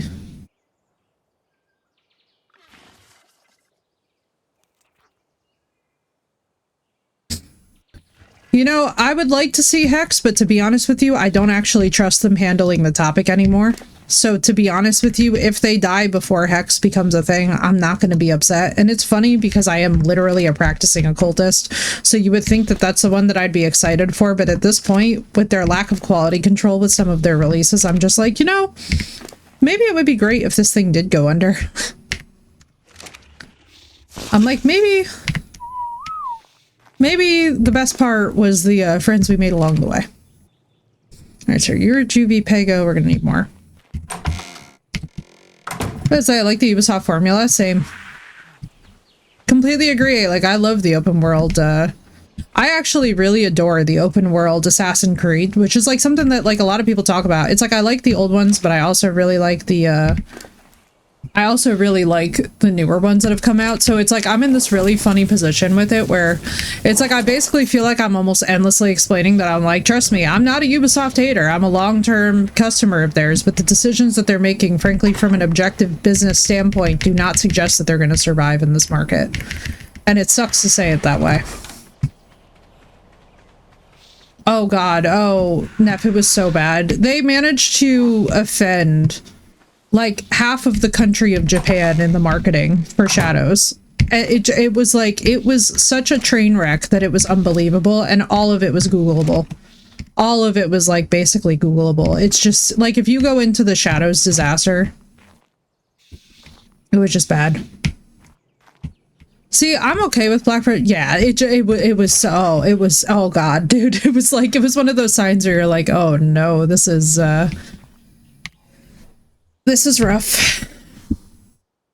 It was rough. And basically a lot of the Shadows coverage was just straight up racism, which sucks to have to say, but it's just like, basically Shadows was a nightmare. None of it was handled well, either at the corporate end or at like, even just down to the promotional, like even at the streamer end, it was rough. So it was kind of one of those things where you're like, so like, do I want them to handle Hex? No, I really don't. Honestly, I don't think that we should be having a game release that has to do with witch trials, because we're already seeing the modern version of the witch trials come back in many places across the world right now. I'm like, this is not the time for that discussion. This is not the time to be giving inspiration. You know what I mean? I'm like, this is not shelve it. Shelve it. Great idea. Maybe not now. And honestly, I do not trust that company handling that topic at all because of how incompetently that they handled everything. Because Mirage was also a bit of a disaster, to be honest. And same, I also love it. Wildlands Story was better. Breakpoint was cool just because of John Barenthal. You know which one I'm excited for is Light No Fire. I want to see what that game comes out like. I'll be very hyped to see what that one's all about. You guys, out of all of these babies, we have one mutated one. Holy shit.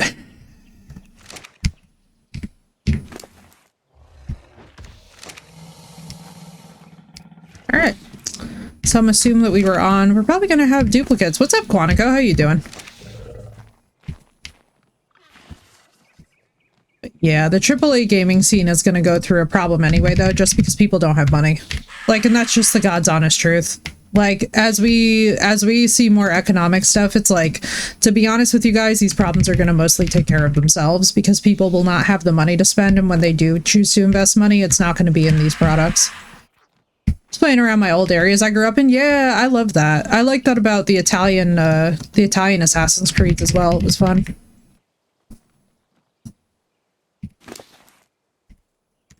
But nah, India is definitely where it's going to be at for the gaming future.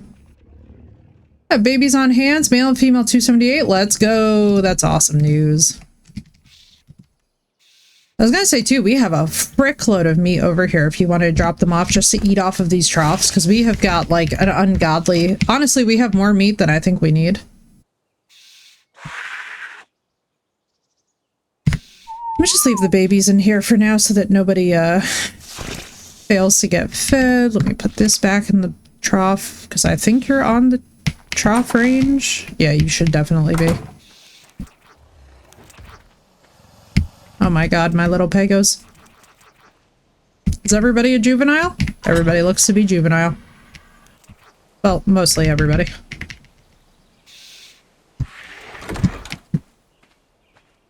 Oh, I know. Oh, Fight Club, if you're using the Twitch app, God bless you. God help you. At this point, like, I would even say open it up in a browser on your phone instead of using the Twitch app. Because let me just tell you that the Twitch app is by far and away one of the most broken things. Like, it's... Oof. So what do you have that's mutated, little man? Are you stats or are you colors? I feel like you're stats.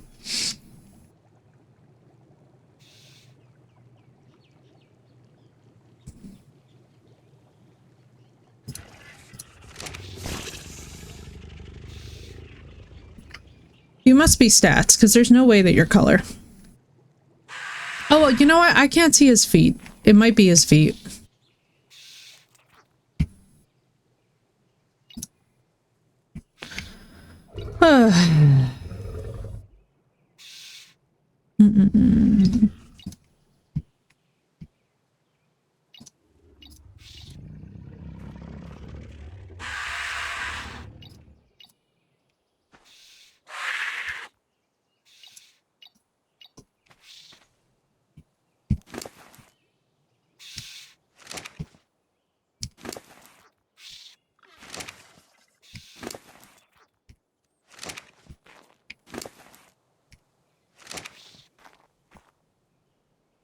Hello, parents.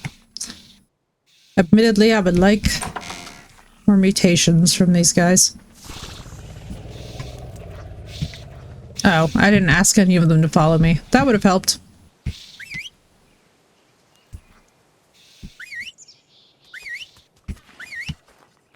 Hello, Phoenix. Looking for something to cook? Very nice, very nice. I hope it's gonna be something good. Aren't they cute? Come here, you. Oh, God. Come here. What are you doing? You following me? Why were you just running?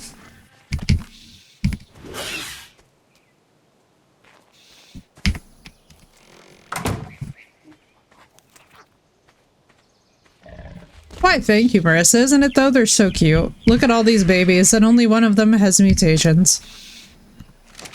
I could just die. And we haven't lost any so far, so we're off to a pretty good start. What's up, Harley? How you doing? I don't even want to think about what it's going to take to figure this all out with these babies. But it'll be fine. Off we go on a mission to get babies. Or babies. To get berries, I think. Actually, you know what? Cypher, you stay here. I was going to have Cypher try and follow me. I don't think it's a good idea.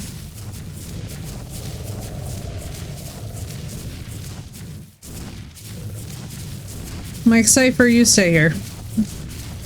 Because the Rex maneuvering is rough.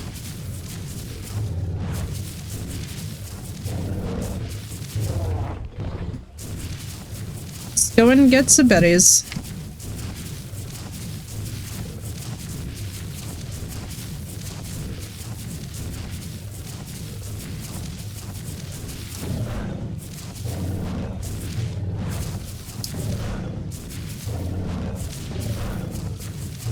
Okay, now back's been out since 3 p.m. Oh, dude. Now back been out since about 3. Oh, I thought you were saying that your back's been out. For a second there, Harley, I was about to be like, oh god, not your back being out. I know that pain. It's seriously cold? Yeah, dude. Over by us, too. It's, like, managed to actually get, like, cold. I'm not sure if I'm happy about it or feel that it's unfortunate, you know?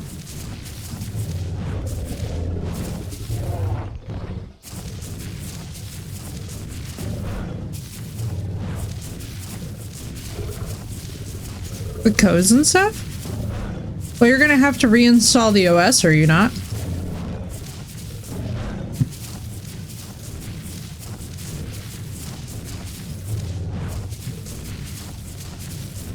Because if you basically have to reinstall Windows altogether, then getting in there is going to be more of a challenge if it's Windows indeed that you're using. If it was more easing into the cold weather, I'd be happy, but the sudden drop is not doing well for me. Yeah, it just suddenly got really, really cold in New Jersey. Like, out of nowhere, I feel like it's just suddenly gotten very frigid. And I'm like, you know,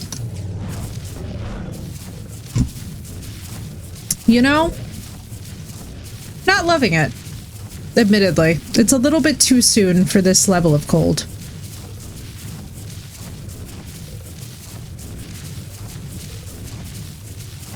Just a little too soon.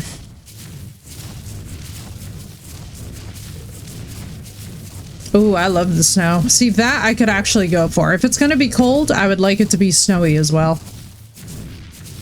My biggest thing is that if it's gonna be cold, then I want to deal with the consequences of that cold, as in snowy weather. I do not want to only deal with, like, you know, the BS of, like, it's gonna be frigid, but we're still gonna have rain, and it's not gonna quite freeze, but it'll just soak you to the bone. Like, no, no, no, no, no, no, no. Just give me cold and snow. If we're gonna do this, let's do this. You know what I mean? Ooh, not narcos.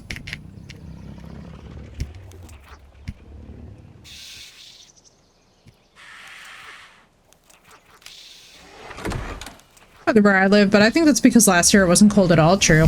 Same. Love me some powder. Agreed. Agreed. Snow is everything for me. See, snow restores my serotonin a bit because it's very light, and I feel like everything gets brighter and quieter and people are more peaceful. Like up here, people are just like friendlier in the snowier weather. Like we're more cooperative. Like we all help shovel each other's driveways and stuff, and it's just like, it's very restful, I guess is the way that I can put it. Like the snow actually feels like it forces you to take a concentrated pause.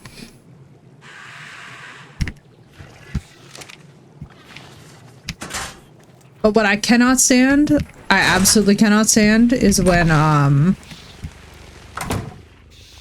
it's just like that horrible, like, ice slush, you know?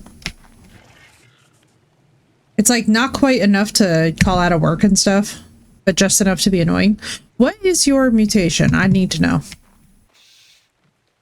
You look exactly like your parents, so I don't think it's the spikes. Is it the spikes? I don't know, we'll figure it out later. For coffee in the cold and it's not fun. Yeah, I know that pain. Oh, well, there we go. Well, okay, I see that they were ready.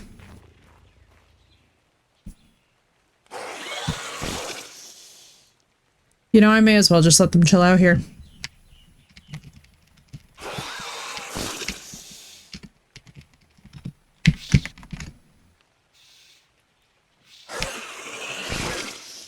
Too cold, I see, I see.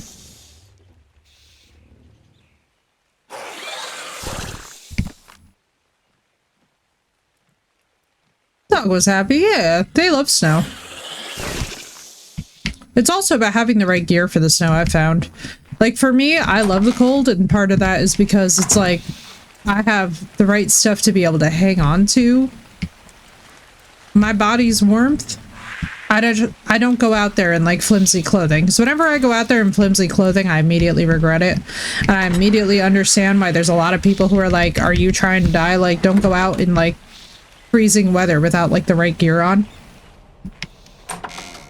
This is very cozy. I kind of like this.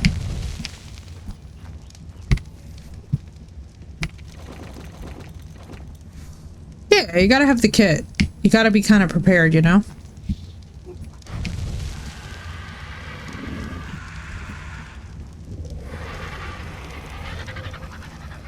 Yeah, that's how I am now.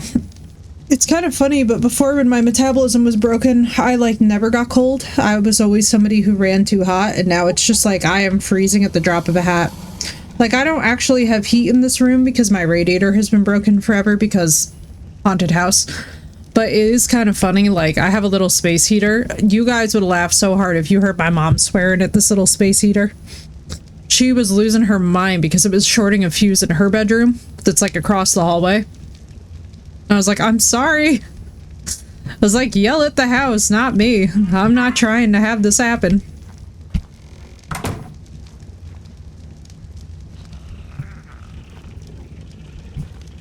Fucked up the body? Yeah, dude. Once I got Medicaid for mine, now it's just like, oh, I see that it is normal to be cold when it is cold out. Did you guys know that it's normal to be cold when it's cold out? I didn't know that. It's like serious news to me.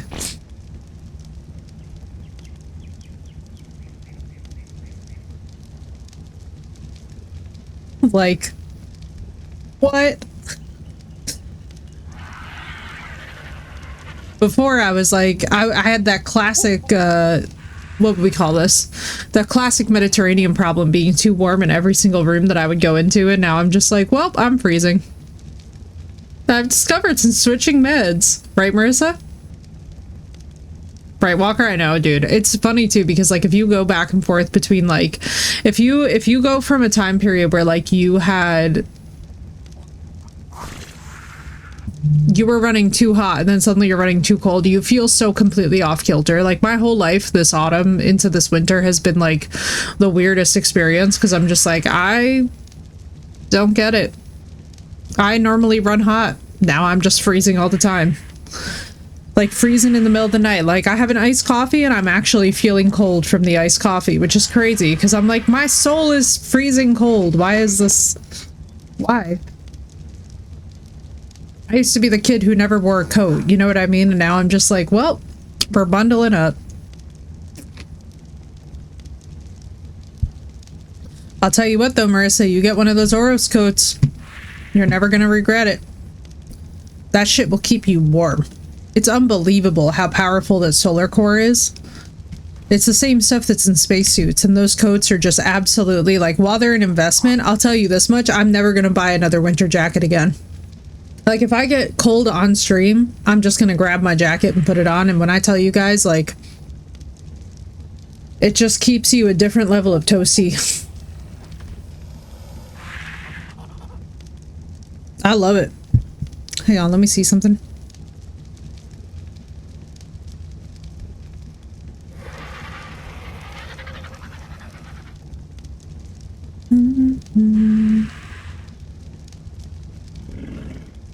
I love how absolutely vibey that this is with the fact that it's raining outside in game. Just feels so snuggly and cozy.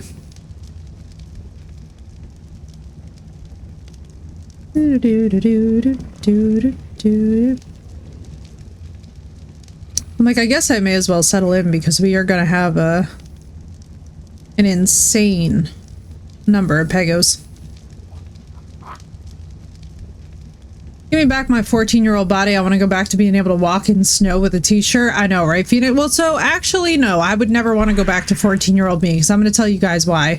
With metabolic dysfunction, I was, not fun. The mental illness that was going on that we had no idea was just purely from metabolic problems was crazy.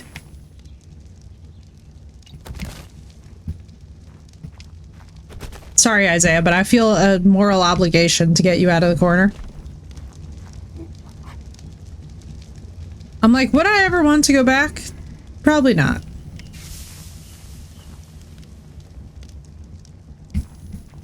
Do I completely understand, though? The desire to go back to that lack of responsibility? Totally. Not the actual body, but yeah. Like the feature of being able to just, like, endlessly be like, ah, yes, I am temperature resistant. Now I am 32 and I am like, I am not temperature resistant. I can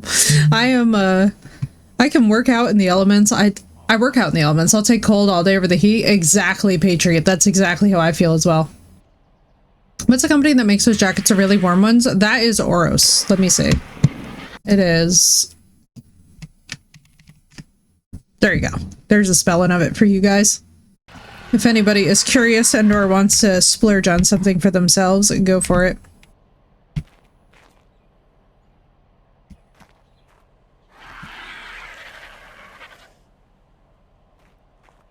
Yeah, highly recommend. It's the best jacket that you will ever buy. You will never need another one because it's developed by NASA. So they keep you at core temperature, and I believe it's something stupid. It's the same thing that's in spacesuits. So they're very, like, it's very durable. Like, I have a little certificate from an astronaut that actually came with it, which was cool. I also want my 5-year-old flexibility. Dude, you know what made me realize that, Phoenix, was watching rock climbing kids. Kids rock climbing, so jealous. So they're actually like little Spider-Mans. Adults rock climbing, I mean, we may as well be, you know, an elephant trying to do a high wire. But kids rock climbing, man, they're crazy. They're crazy because it takes so little to actually lift themselves up.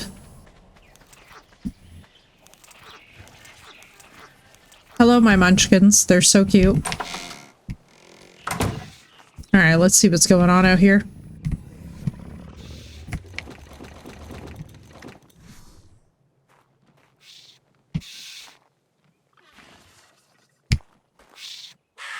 I was like, man, if I could go back and be a kid again and just like insist on learning how to rock climb at that age, it would have saved me so much heartache later on in my life when I went rock climbing and was like, oh man, this is an ass beating workout.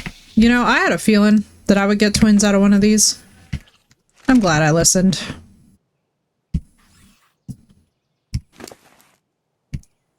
All right, do we have anything on either of these guys? We do! We finally do. Hallelujah was the parent for this. Now, it may not be the mutations that we want, but fuck it. I'll take it. It's a mutation of some kind. And a pair of twins with those mutations, too. I know, they're my little grains of rice. They're perfect little babies. I love them so much. What's nice about them too is that they're so sustainable so long as you have herbivores. Fabulous little creature with great utility.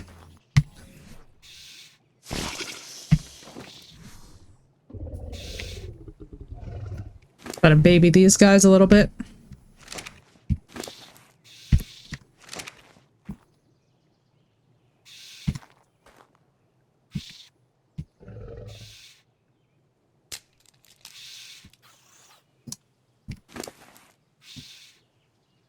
Nothing on you. Okay. Another fighter. I expected as much.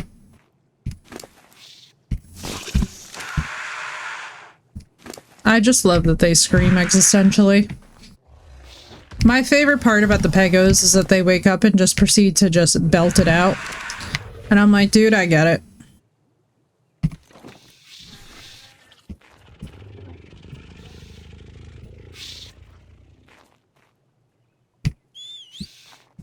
Sounds like me, right, Marissa? When I get out of bed every day, I'm like, fuck. There's some people who wake up and they're like a joy to behold. I am not. I mean, they must have gotten it from their biological father since I adopted them from when I dated their moms. It's really amazing. They work so hard at it. And I can't even get off the first pet. Right, Bun Bun? I'm telling you, dude. Kids rock climbing will absolutely have you questioning your whole life choices. You're like, is this really hard? Or am I just, like, really sucking at this? And I have to tell you, it's actually just that difficult. Like, it's one of those few sports that I can honestly tell you guys, like, the limitations, they come to meet you so fast in rock climbing. You'll be on like the easy level and you'll be watching some kid like soar over like a V8 and you're like, what the hell? And then they're headed to a V4 within like by the end of the day, they're at like V4, V3, and you're like, I'm still on 11s and they're over here zooming up to 2s. I'm like, God damn it. And it's just so easy for them to just lift themselves up because of their like low. So it's kind of crazy, but just the way that they can work with their body mass is nuts. What the fuck did that? Why did that PEGO just go flying? You all witnessed that. I know you saw that. Where's my baby? There's the baby. Hello? Do you have a bronze tail? No.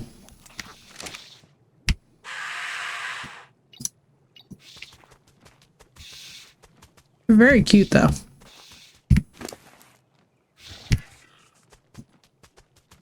Nothing on you either. God, Upper body strength, because I'm very overweight. Punch with my legs like over 400 pounds, but can't lift with my arms. Yeah, dude. Upper body strength is one of the hardest things to work on, I have found. I was actually just seeing a guide last night for how to like get really good at pull-ups, which I want to eventually like be able to do better with, but like let me put it to you guys this way, like it's going to be a journey. It's going to be a journey. Pull-ups are not my pull-ups are not my strong suit, so rock climbing was a really fun challenge for me because I was just basically like, yeah, this is gonna be rough. And spoiler alert, chat, it was rough.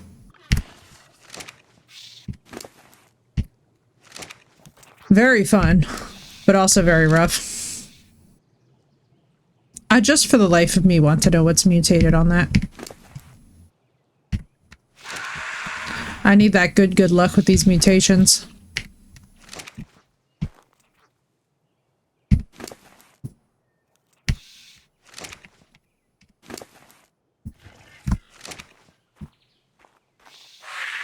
Yeah, I can't even do the 2-arm ones, so I just, you know, I just try to have eternal patience with the process.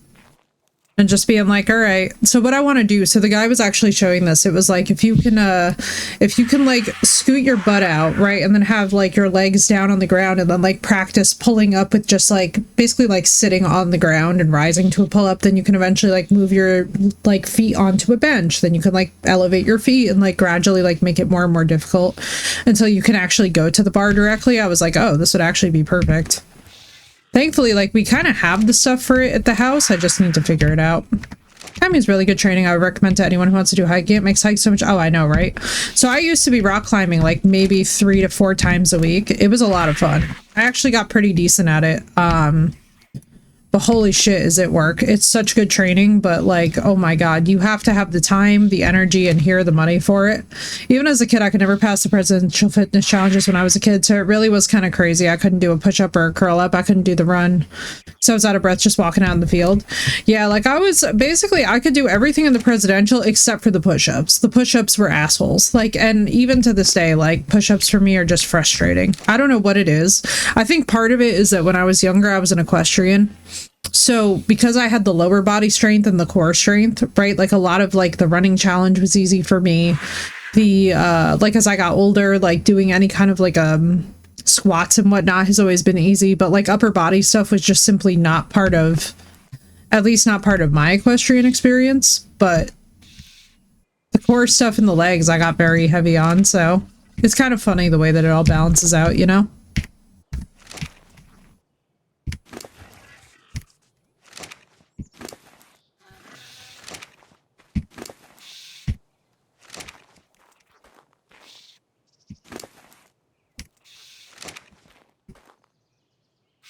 These proud parents. But no, that presidential fitness exam, that thing was a bitch. I'm just gonna say it. It was mean. What were we up to? I feel like we were up to 18, so I'm gonna start with 19. We're probably gonna be missing one, and this will stress me out later.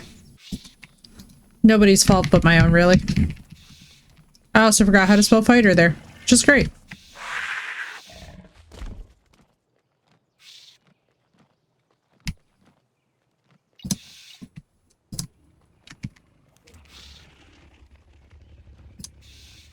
A total of 1 push-up. Let me see. A total of 1 push-up and 1 curl-up, and it's even hard getting in bed sometimes. Yeah, like that was my thought. Is like maybe it's just that we were equestrians. You know what I mean? Like because it's like it's mostly that. But agree, Serene. I see tiny grains of rice. You do, Sath, with only 1 mutation for 21 babies or more so far. Sorry, 2 mutations. But agree completely. I absolutely love rock climbing. It's so tough, though. I'll tell you what, it's punishing, but it's satisfying.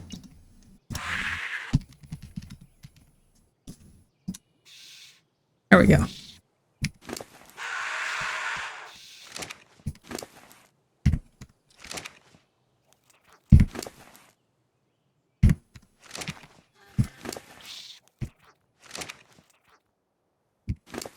Yes, but these are going to be outside by Sath. I think you'll enjoy it.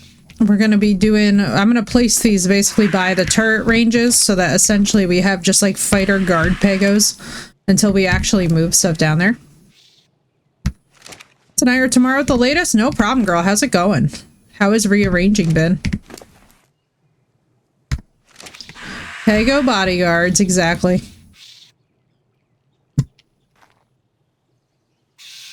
Because all of them have pretty decent melee stats. I mean, 300% melee on a Pego, which we're already doing pretty okay with guarding us. It's pretty solid, but all these babies. Do you have a berry farm going? Yeah, we have the mammoth too that can just grab them pretty sustainably, you know? Moving shelves and building a desk. Let's go.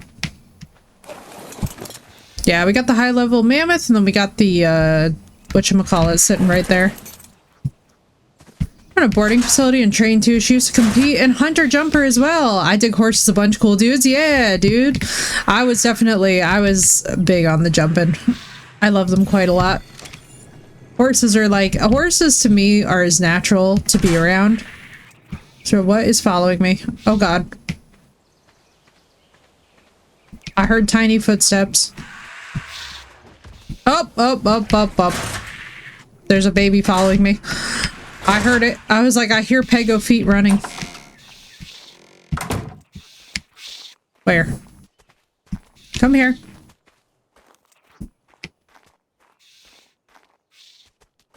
Munchkin. This one is very eager.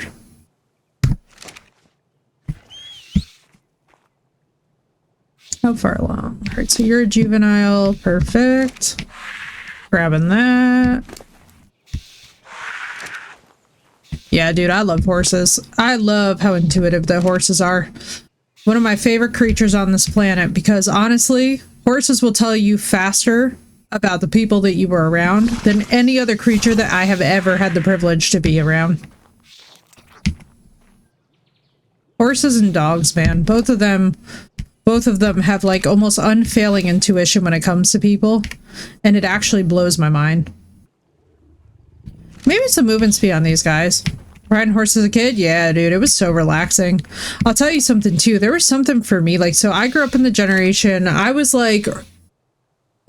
93. So my generation with horseback riding, I feel like there was a brief point where a lot of us had like accessibility and like low affordability for the lessons, and it was really great. Like, it was very cost effective, and then all of a sudden it exploded midway through my childhood and became ridiculously expensive. And for the life of me, I just wish that we could get back to that point where it was like very cost effective to actually take your kid for the lessons, because let me tell you, one of the healthiest sports that you can get your kids into, you know? I always preferred my kids to be on horseback riding. Yeah. They're very healthy. They're very good for kids too, because it teaches them grounding. And I think one thing that's really important as well is like it teaches kids body boundaries when it comes to animals. Like, one thing that I was always a big fan of, right, is like, so we had a small dog later on in my life, but for me, like, and I love dogs, but you see people manipulate small animals' boundaries so much more often than they would ever dare to when it comes to, I think a Thuri eats berries. I think? Don't quote me. Yamatai, a Thuri eats berries, yeah? I think, because they're good berry gatherers. It might be meat, though. I don't know. That's a good question. Right, Bun Bun? But yeah, I love it because it basically teaches kids body boundaries for animals. Like, it kind of forces that into them, right? Because it's like, you can't just disrespect a horse and get away with it. Use veggies. Well, not for taming, for just basic eating. Yeah, the Thuri. I think it eats berries off the trough. Well, no, like once you have it, it just eats berries. Yeah, okay, it'll just eat berries. So like once we got it. I just want to know what these mutations are. I'm not seeing anything readily obvious. Oh yeah. I'll tell you something too, it is funny that that's true for Pegos as well. Alright, my little fighters. Let's wait for your sibling, I suppose.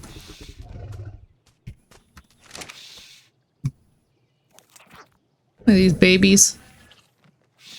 They're all so cute. I was actually seeing that, I think it's either China or Japan has an interactive dinosaur exhibit where I think that they had a PEGO featured, and I was like, the PEGO! I got so excited. I was looking at its little bushy tail that they gave it, and I was like, PEGO energy. I was seeing it jump around with its little hands, and I was like, I need to go here, and I need to make like a little video of myself at the PEGO exhibit. Huge heel from Veggie Cakes? Oh yeah. Oh yeah, Theries are really cool looking. I like them a lot. I have to say, that's one of the few dinosaurs that I really do like what they did with that in Jurassic Park and Jurassic World. Theory looks crazy. Sure, horseback riding list. That was so cute. Oh my god, their little yells. Oh my god, I can't handle it. Babies, please meet your older siblings.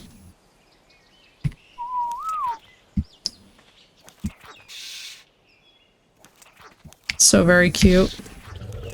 Blue's just gonna log in, and I guarantee you she's gonna have a panic attack over all the baby grains of rice. I just want to go pet my uncle's beagle all the time. When I started horseback riding lessons, I started giving my uncle's dog a lot more space because he was able to tell a lot more, but he was not wanting anything at all. Exactly, Bumba. It really teaches you a lot about animals and what they want, what they don't want, how they communicate. Like, horses, I feel like, are very linear. Once you know what to look for, you can never unsee it. I just want to understand. You know what? I don't want to understand the great mysteries of the universe. Alright, we're gonna have to get berries as hell. Let me go get more berries. Because, well, this is about to be rough.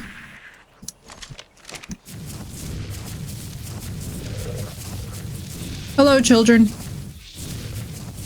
Don't mind me. This is just Uncle Mammoth moseying around. Exactly. Like, I think that's one of my favorite things about horses too, is that it really teaches kids, like, you need to have respect, because this is not an animal that you're just gonna mess about with. You know what I mean? This is not an animal that's gonna put up with your shit for very long. And I love that, because we need a lot more of that, especially too with very young children. Because one of the hardest lessons that kids learn is when a dog has to actually correct them about not wanting to be pet or not wanting to be grabbed. I'm like, please don't bring your kids around a dog or a cat who's gonna only be able to articulate that they don't want to interact by hurting them. You know, sometimes it is just better to have kids wait until they're older to interact with these creatures, because sometimes those injuries, man, it's crazy and it's sad. I've seen some shit. Who wants pets and love all the time? Oh yeah. If you don't go and eat something or run a predators around? Oh yeah. Especially too, one of my favorite things is when people think that horses are just being over dramatic and are spooking for nothing. I'm like, you should probably go back and check that field one more time. Because all I'm going to say is that some of the horses that I've been around in my life, like, you'd be around the most stable lesson horse you've ever been around, and then all of a sudden they'd start freaking the hell out. Later on, you'd find out that there was a coyote right in the woods, not far away, and they were starting to freak out, or a bear, or something else coming down the path. And right, Seth? Yeah, and there's some animals who are really patient and tolerant with kids, but I'll tell you what, right now, you don't want to learn the hard way that your animal has run out of patience. You know what I mean? Emotional maturity, exactly. Exactly. Attacked by a sheep just for— oh my god. Have you guys seen the video of the one poor chick who keeps on getting rammed by her sheep simply for existing? I forget what his name is. It's real funny. I was seeing this and I was like, yeah, some of them are crazy. Now they're picking up on something. Oh yeah. Well, especially too when they freak out on people. Because I've always felt this way too about dogs, right? Like, dogs in particular, man. When if I know that my dog behaves a certain way at home, and all of a sudden I bring somebody to the house and my dog hates them, I'm like, time to go. I'm like, we're gonna go get coffee in a public space, but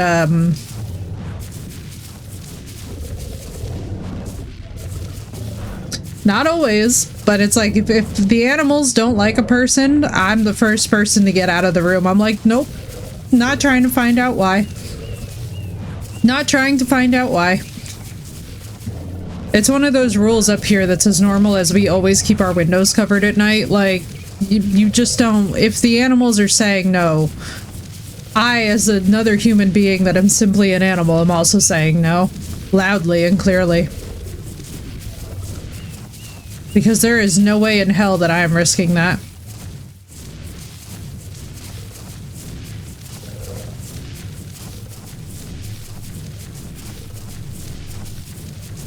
Oh my god, look at that little line of green. My poor babies. Let's just keep that topped off. I don't care about them having absolutely every berry. I just want to keep everything topped off. They can gauge in 10. Oh, yes. Oh, yes. We also used to have one of the nastiest horses I think I've ever been around, named Vicky, short for Victoria's Secret, at the barn that I was riding at. But when I tell you that that child knew the character of every single, or that horse knew the character of every single child that came through that building. If Vicky didn't like you, Vicky was going off about something. My uncle's dog loved calm and quiet always. Now my uncle's dog loves being the center of everything. Oh yeah. Oh yeah, it can range very, and what I'm talking about though too is like when we talk about like abnormal animal behavior, I'm not saying, oh, if you've ever had one adverse experience with a dog that you're some kind of a, no. What I'm talking about is like, you know those people where like you could put them in a room with the friendliest animals known to man, but those animals just all have a weird response at once, especially in a group. That to me is one of those red flags where I'm just like, nope, not trying to find out what that's about. Not trying to learn the hard way why those animals reacted that way to that person, you know? There's no hate, but there are sometimes people who just have not addressed their inner shit, and it comes out in weird ways, and you'll actually see it with animals and the way that the animals respond to them, and I'm like, yeah, I'm not really trying to live through hard times that way. Alright, we need to make whatchamacallit, bullets for the turrets. Let me see what we got on hand.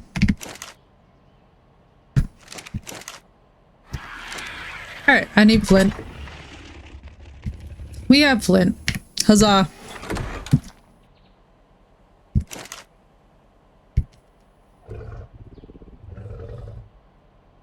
Oh, I see. But yeah, what I'm talking about is like when you see an animal that you've been around, especially for a long period of time, and you know this creature really well, and all of a sudden you just see that animal freaking out for no reason and it's centering on one person, listen to that animal for the love of God. Especially if that animal is in any position of protection, listen to that creature, because that creature is trying to warn you about something. Very oftentimes, like, you will find out that people who got into very dangerous situations, especially from a domestic violence perspective, their animals were trying to let them know, and they were either ignoring the animal or they were like, unworked problems. Oh yeah, and that's the biggest thing. That's, I gotta tell you, Patriot, that's the biggest thing too with people. Usually, like, so very malevolent people, usually other people will warn you about malevolent people, frankly, if you're paying attention. Animals, however, will usually warn you when somebody is very toxic. Like, typically that person, like that dude that you bring home that the dog hates, that ain't your soulmate. That ain't your soulmate. That dude you bring home that your cat keeps on trying to scratch and trying to harass, that's not your soulmate. That chick that you bring over that, you know, absolutely, like, no matter what you do, your dog can't get comfortable around them. They keep on getting up, they keep on moving, they keep on going to the other side of the room, they keep on trying to, like, go outside, like, the animal's letting you know, dude, that there's something off about this person's vibe where they can't settle down. Like, that shit to me never goes unnoticed. Right, Marissa? And you know, because you've got a shepherd, and so you know how this goes. Because I always tell people, too, that shepherds are like the gold tier of, if you want a dog that will tell you in so many words, without telling you, like, way before something happens, that shepherd's going to let you know that something's coming. And shepherds that do not like the sight of a person, they're constantly whining, barking, yipping, doing something. I'm just saying. Yeah, and it doesn't even mean that the person's a bad person. The person can be a fine person, but not good for the person who's interacting in the house. But like shepherds in particular have that freaky intuition where they just have this hair trigger about them that, like, when I see a shepherd going off, I'm like, oh boy, I'm like, I'm just gonna back away. I love German Shepherds. I love Malinois. Belgian Malinois are my favorite dogs on God's fucking green earth. They're crackheads, but so am I, so I love that shit because I'm the person who will go out and hike 80 miles with them.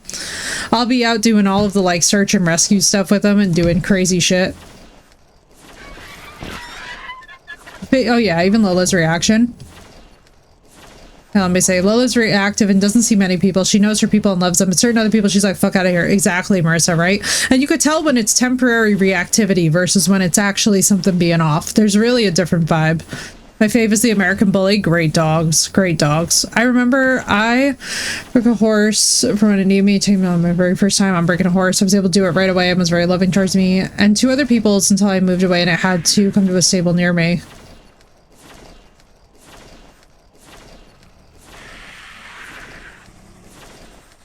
Yeah, it's hard, dude. It's really hard. Affording a horse is hard. Super vocal wolves are great. Mallies are the shit. I love them so much. They're fucking crazy, but I love them. And I love them because they're crazy. I would never want to change that about them. You know what I mean? Because honestly, that's the same thing that I love about people too, is very spunky people. Like, you'll usually see me in a very happy position when I'm around people that are kind of nuts.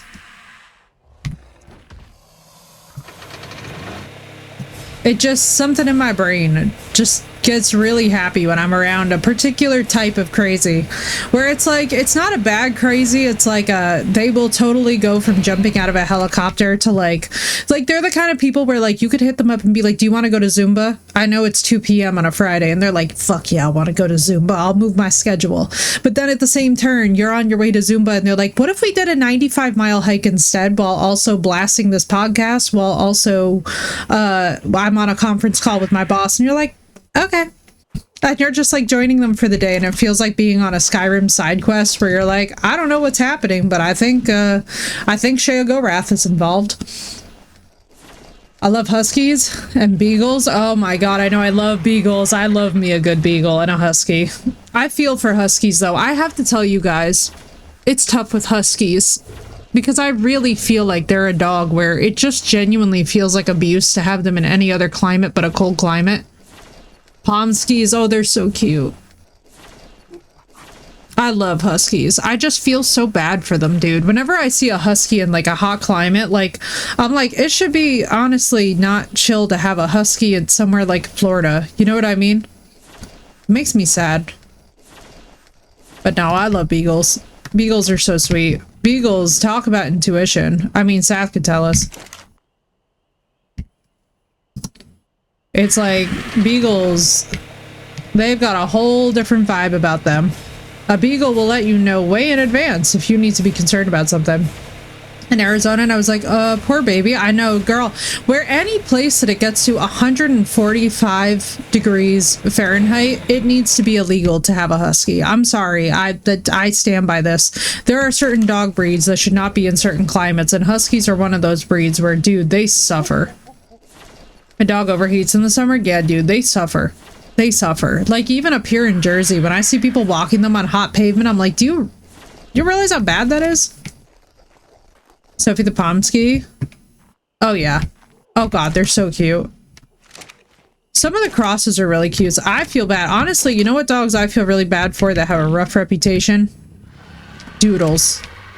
Man, I have not seen enough well-trained doodles in my life. I'm just gonna say it for what it is. I do not see enough people put in the time and effort to really train their doodle, and it makes me really sad because those dogs are absolutely considered such like designer dogs.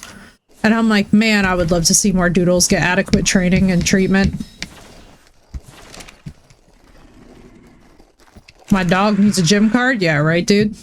Some of them are absolutely wild. Some of the breeds, too. I mean, I'll tell you guys very honestly, there are some dog breeds that, like, are definitely not for beginners, too. Like, please, if you're watching me and you're hearing me talk about Belgian Malinois, then you Google them and you just think, oh, it's just a short-haired German Shepherd. No, the hell it is not. Run for your life, and please do not get a Malinois unless you can actually do training with it. Right, Bun Bun? I feel the same way. She's already sweating? Oh, yeah. It's so sad, dude. There's certain dog breeds that just, like, why? Like, why?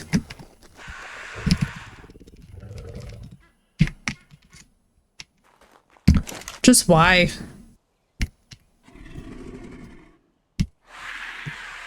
And before y'all ask, yes, I'm restocking the turrets. Why? Because our turrets keep us safe, and because actually I'm very happy about using them this round. I've got to say, this has been pretty useful.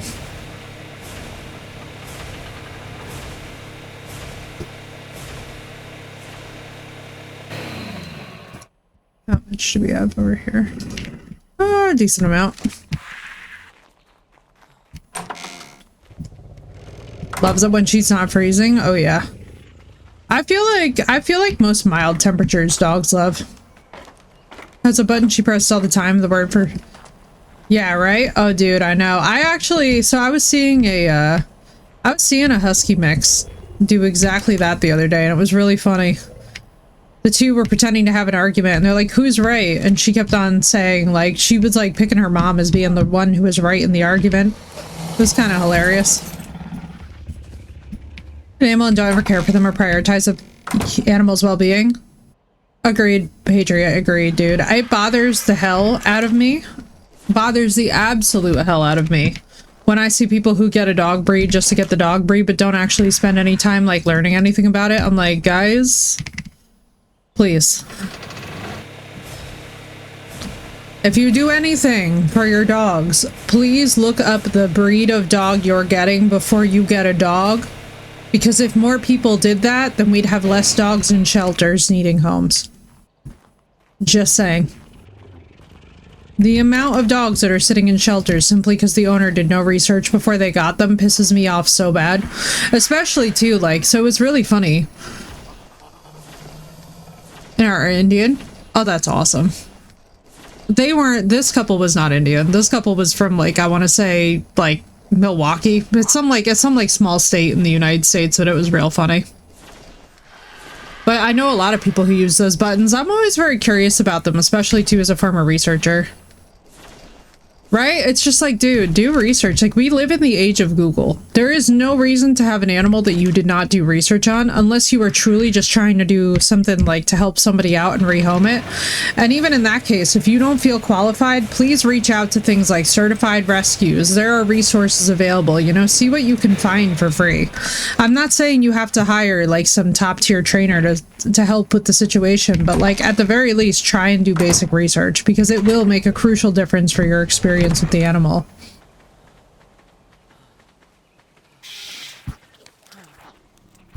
Exactly. Like if you can do the homework, if you can do the basic research, you will be making a world of difference for you and an animal who otherwise might also not be given a second chance depending on the shelter that you would bring them to. Because a lot of times when people rehome these creatures too, one thing that I think that they fail to understand is it's like not every shelter is a no-kill shelter. Like you might be just sentencing, like, do you know how many Malinois per week are just marched down a hallway and euthanized? And that's because people wanted a quote-unquote designer dog.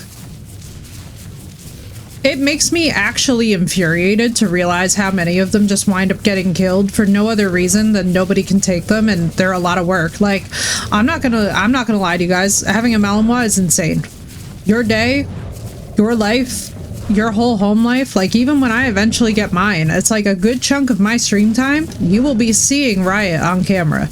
He will be hanging out in here with me and we will be talking to him as chat and as me to keep him mentally stimulated and to keep him hanging out and doing stuff. Like, that's a whole chapter of my life that I gotta prep for. You know what I mean? Because, like, they are a lot of work. But let me just say that, like, it also becomes one of the best parts of your life. If you can devote that couple hours per day to really mentally exhausting them, whenever you can devote that time to an animal to just give them, like, their basic needs being met, that's everything.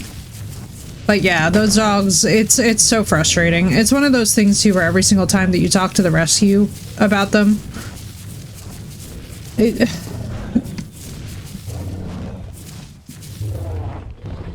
at the moment. Exactly, Marissa, because as you know and as I know, especially too with shepherd breeds, it's like they want to be glued to you. If I was not at home doing this all day, I would not even consider it because I honestly have the gym. I have the gym experience and frankly the ability to actually mentally work a dog because I used to be a behavioral neuroscientist, so I kind of have a background in animal training and whatnot, but like to be very real with you guys, if I didn't, I wouldn't even consider it. Mals are like not for the weak, and you see a lot of people who get them and they're like, it's our family dog. I'm like, please tell me you have a farm. What do you mean that that's your family dog? Please tell me you have a farm. I'm like, please have a farm. Please have other animals. Please have some kind of simulation for this creature that's not just like... It's bored and starts being spiteful and all that good stuff. Exactly, Marissa. Give them a job to do and they love it. Exactly. Exactly. Right, Bun Bun? And let me tell you, it is not for the weak. It is not for the weak, dude. And those dogs are so happy because they have jobs to do. And they love it. Oh my god, doing scent work with them, doing search and rescue stuff with them, it's fantastic. Amazing creatures with huge capabilities, but like, honestly, the amount of times that I see people, and they're like, I don't understand. Not for the weak, nor for the lazy, exactly. And come because they look cool, they're working animals, exactly. Demanding love! Enjoy, Seth. Hello, buddy. We give you lots of love, Butta. Ain't working out, but not a dog like that. Exactly, right? Yeah, exactly. Like, certain working breeds, too, are better for different types of people. Like, honestly, I know a lot of people who get cattle dogs, and one of the things is with cattle dogs is I'm like, dude, just do basic herding shit with them. They're gonna be so happy. They're gonna have such a better life because you're doing, like, even just an hour of herding stuff with them per day. They're bred to do that. No, when it's trash time, we tell her that it's time for trash and she leads us to the trash cans outside. Oh my god. Marissa, that's so cute. I love her. I love her. She knows. It says Ranger the Raptor. Nice, dude. I'll drop her a follow. That's awesome. I love that stuff. I love anybody, honestly, who works really hard to train animals. I feel like training animals is one of the best vocations as well because it really helps. And I think one thing that a lot of people forget too is like a good trainer should not be making it feel like you as the human being are necessarily quote unquote failing. It's just a communication issue usually between the animal and between the owner. It's like, if you don't know how to speak a dog's language, for example, to know that the dog is uncomfortable, I'm not going to get mad at you because you didn't know that the dog is uncomfortable. However, if you find out that this means that the dog is uncomfortable and you keep putting them in a compromising position, then we're going to have a chat. Wait, pull hardness for my dog? Yeah. Breakdown in communications, exactly. And that's how it is with most things. Because, like, for the largest part of my research career, I worked a lot with rodents. I worked a lot with especially very violent rodents. Because we were doing a lot of stress testing and whatnot. You know, unfortunately, it's the end of neuroscience where you have to do a lot of the behavioral stuff, right? And one of the biggest things that I would always say to students, and I feel like I live and die by this, is that it is never the animal's fault at all. If you are the handler, the responsibility begins and ends with you. You need to understand that animal. You need to have taken the proper time, the proper considerations, the proper preparation methods. Like, do animals sometimes just do spontaneous freak things? Yes, but you as the handler need to have anticipated what is the worst case scenario for this interaction. It's like, it is on you to make sure that your responses and reactions to this animal are clocked and calculated and that you're dialed into actually interacting with them. It is not the animal's fault because you don't know how to read them. It is not the animal's fault because they freaked out and had a moment. And when in doubt, always bring in a professional. Even if all you can do is a consultation, like let's say that all you can afford is a 15-minute consultation with, like, let's say for sake of argument, a dog trainer. That 15 minutes is going to serve you better in many cases than not having had the conversation at all. And there are many free dog training, especially resources out there, but even with cats, even with horses, even with bunnies, even with rabbits, even with rodents of any kind, even with reptiles, there are training resources and handling resources available now because of the internet for free. There is no excuse for some of these frickin' disasters. It's one of those things that I'm very passionate about because it's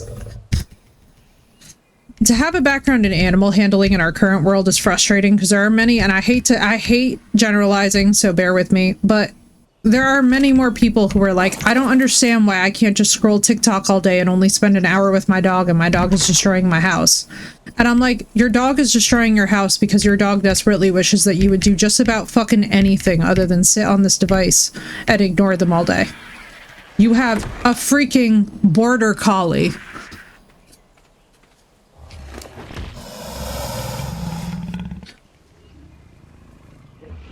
Oh yeah, and that's the thing, Bun Bun. It's good that you already know that, because with rabbits too, it's rabbits. Oh man, I had a tough situation with a friend of mine where he lost his rabbit just to loud noises, which I was like, man, that sucks. That's hard about rabbits. Rabbits have a rough. Rabbits, if they startle, can have sudden cardiac failure, and it's so frustrating.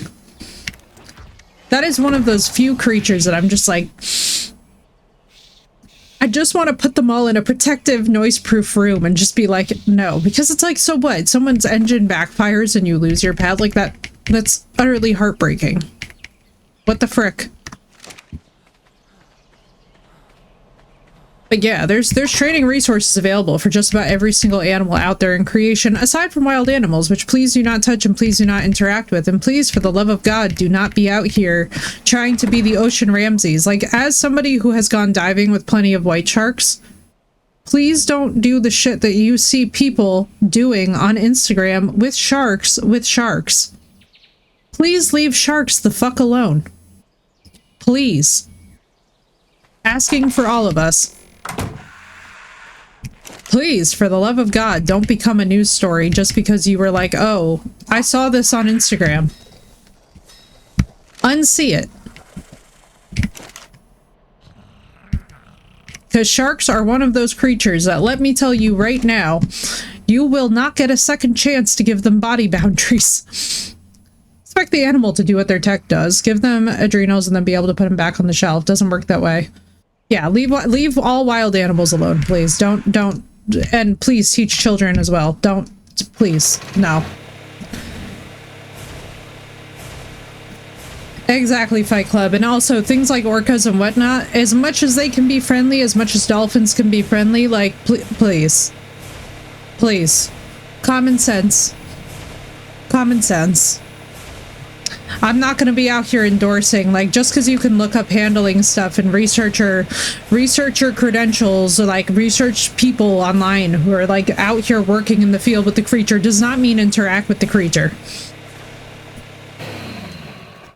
Credentials do still matter when it comes to animal handling, especially. Neighbor's rabbit in from outside because the rabbit got out of his cage and my dad brought it inside and I want to pet the rabbit, but I was sad and get, yeah, because he's got to acclimate. They get stressed out. Currently napping because he doesn't want to go outside in the rain. I literally had to fight his ass this morning. Oh, I know, right, Phoenix?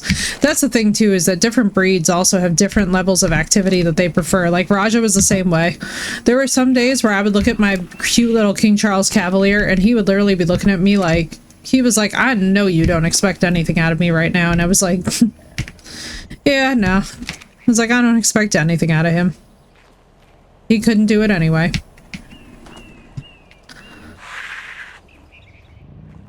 At last I can learn, I do not do someone. The king saying, I'm chilling. Exactly. Exactly. Yeah, one of the biggest things is with diving, and I find this a lot, especially with aquatic life, is like people will be trying to touch up on the fish and stuff, and I'm like, guys, just because it's a fish, you don't know what the fish is like when the fish is angry. Like, please. Sweet Jesus, Mary and Joseph. So this is gonna be fun. Addition to your tribe, not a new toy to play with when you feel like it. Exactly. Twerking mantis is still fine over here. Well, for all that effort, what did we get? Let's see. Oh, I guess I could finish unloading the other crap. Yeah, that's the biggest thing too, and I feel like I'm really happy that I'm seeing more and more parents teach their kids that as well. Like, animals are not just, you know, living stuffed animals. They are... they have thoughts and feelings, who would have guessed?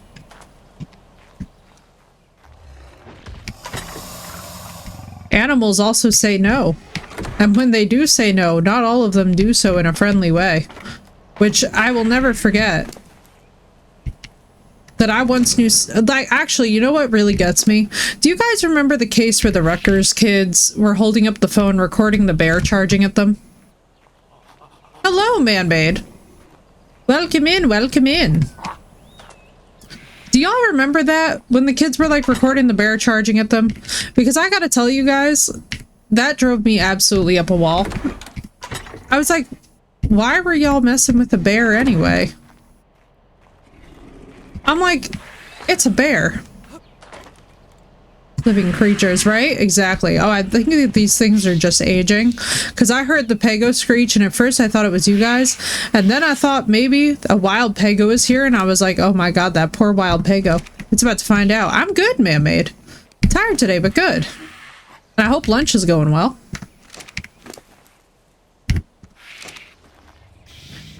Yeah, I know Marissa remembers, because half of New Jersey got traumatized by this, but it was basically like, they were like recording this bear charging at them, and I'm like, what the hell? I was like, oh my god. The deer calf and those girls. You know what it reminds me of also, guys? Have you guys seen the moose video? It's one of my favorites, but this moose was basically like, this moose had to be side-eyeing this guy for like a solid 20 minutes. This moose was just like, get away from me. And he's like looking at the dude like you can see him looking around the tree and just being like, have you seen the size of you? Have you seen the size of me? Like, do the math. This guy would not do the math. And then all of a sudden the moose charged at him and I'm like, there you go. I'm like, why someone sees a moose and thinks I'm gonna touch that, I have no idea, but like, please don't. Consider not.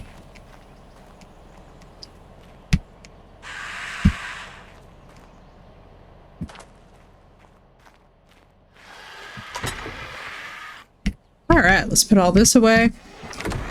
I'm not gonna lie, the fact that we don't have more mutations on these PEGOs right now is a wonder to behold. Because holy mashugana, do we have PEGOs.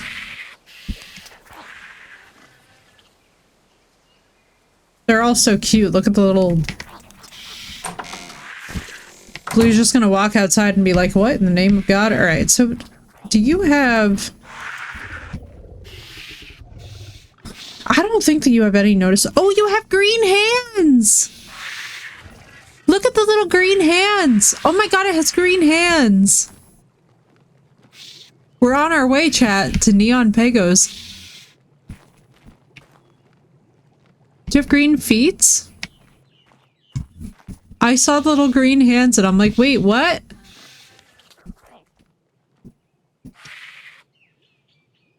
Charging them makes me say, if you want to get killed today, then that's on them and not anybody else. I know, especially with a moose. I'm like, don't touch a moose. Please, please, please, don't touch the moose. Do not, no. Moose are not playing around with y'all like that. You know? Alright, so you're just straight up set to breed, and then Hallelujah has not lately had any babies, so let's do this. Can I just... Yeah, the babies can just hang out here, I think. I'm just gonna forget. I guarantee y'all, I'm gonna forget to leave these guys on breed.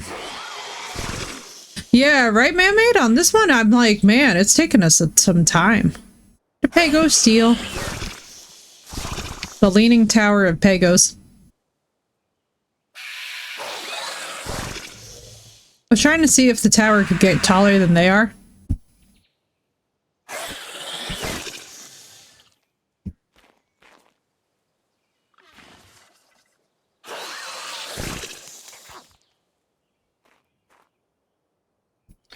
We'll give poor Miss 265 a break. Ooh, and thank you, man-made. Needed that. Big stretch. There are people for everything, sadly. Alright, and yeah, let me pick up all these eggs. Thank you, thank you. There we go. Alright, let's toss out all these eggies. Thank you kindly. Giga noises.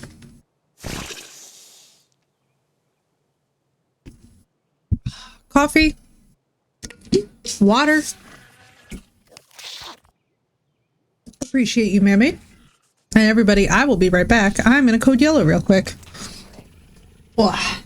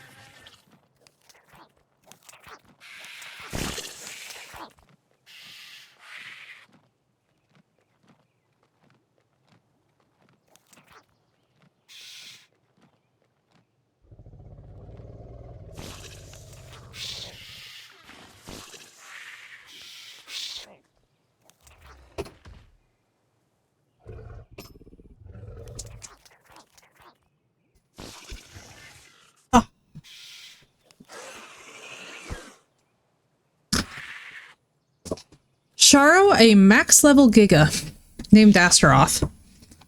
Welcome in. I am back. Thank you, thank you. As a matter of fact, let me actually show her to you guys. Because I haven't seen her in a hot minute, and I could stand to. Do do do do do do. Hello, Das. I didn't even know you got here.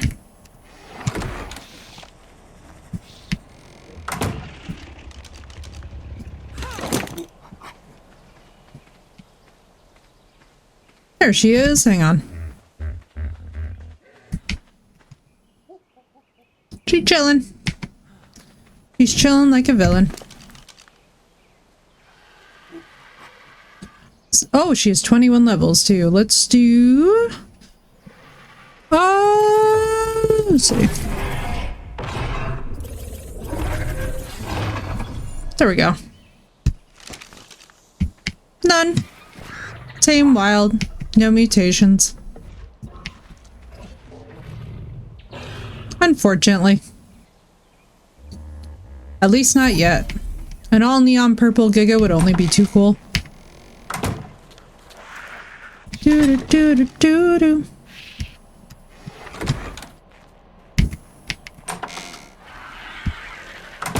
I keep on hearing the wind turbines and then thinking when they kept getting hammered off fermented fruits. No, that's actually hilarious though. Did it really? The owners had to cut the tree down because it wouldn't stop getting high off the fruit. That's amazing. Bright pink Giga? Ooh. I'm jealous. I'm jealous. I really want to, so I'm really excited. I want to eventually, when we get the Giga saddles, I think that's the point at which we're going to just like go crazy with the Giga mutation breeding. Because like basically we can just keep on putting them out as more and more of a grinder like we had the last time. There's also the gas bears. Oh my god, Phoenix, I remember the gas bears. But yeah, I love the mutations. It's so cool when you can actually get creatures with like cool looking like bright neon mutations. It's fun. Good question, Chara. I remember we turned down timers to like a reasonable degree. It's not like instantaneous as you can obviously see, but we have decreased taming time. We have decreased we have decreased maturation time. I don't know. How much should we turn down the eggs? I don't remember. I'd have to check all that. It has been, thankfully, a while since we've touched anything with server settings, which, hallelujah, our lips to God's ears will not change again. Because I do not have the patience. God knows. Too cold. Let's do this. I have a feeling we're going to have to... There we go. Lower gestation, like 7 million, takes like 2 seconds. Yeah, I've always enjoyed actually having there be a required time for the eggs. I feel like that's kind of an integral part of ARC. I'm not really big on the whole instant gratification feat life. Like, we don't really do a whole lot of mods in here for that reason, and we don't do a whole lot of like Like, we'll use the admin stuff to, like, for example, change the temperature, or, like, change the time of day, but that's about it. There's only been, like, very rare exceptional occasions where we've used the admin for anything else. It's just one of those things where I feel like Vanilla Arc, like, one of the things is with Vanilla Arc is that if we're gonna take 30 days on a map, right? Well, we could gun to the finish line in, like, a week. My question is why? It's like, I'm paying for the 30 days, so I'm going to enjoy it for the 30 days. You know what I mean? Or for at least, like, let's say 20 of the 30 days. So it's like, for me, at the very least, I kind of lock in and I'm just like, oh, whatever. I can get the shit done. There's no, like, urgency or emergency. However, if I'm single player, I can understand using mods and stuff. Especially, too, if you're not, like...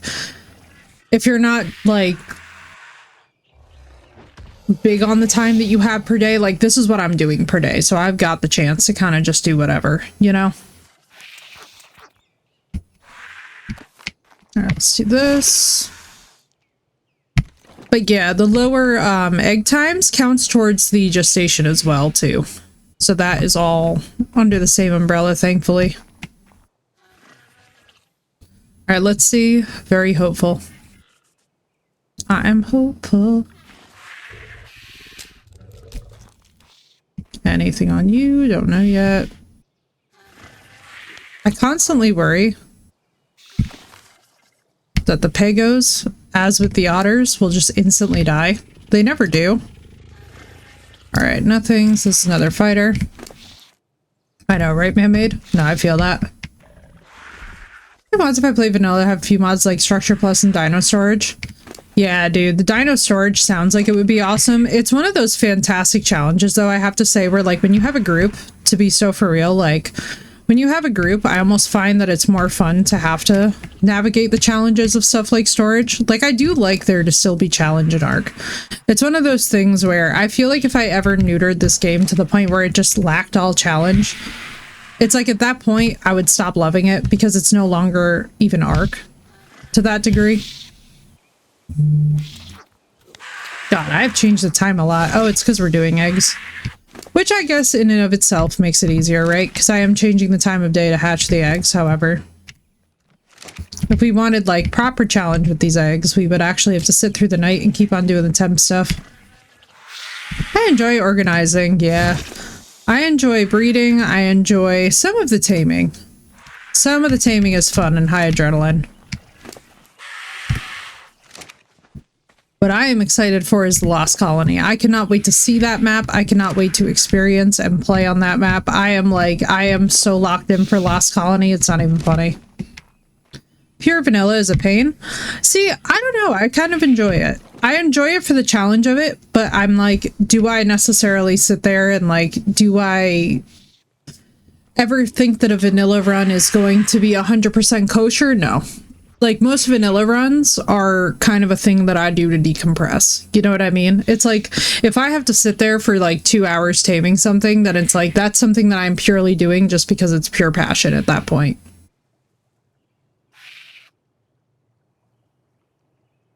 And that's just kind of where I've gotten to with it, where I'm just like, you know, as long as I don't get logged for inactivity, then, like, sure, I'll sit there. But I just have to have the time and kind of like the luxury of being able to do it.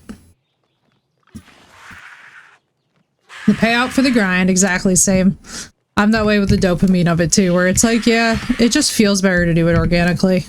Like, even with this, like, not having our food and water draining, it's like, after a while, you get very used to it. But, like, I'm not gonna lie, when we go to Ascended, we might have food and water drain.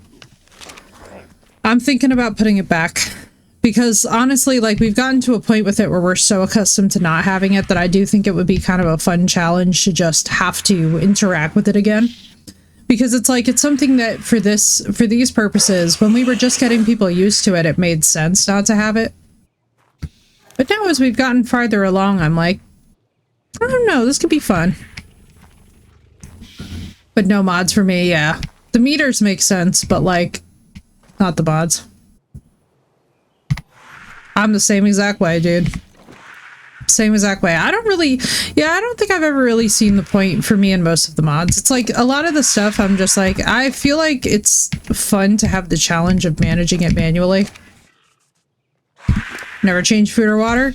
See, it's one of those things where because we had very new players and because we just simply could not get it to a comfortable point, it just ended up going as part of the like few adjustments that we made to the server.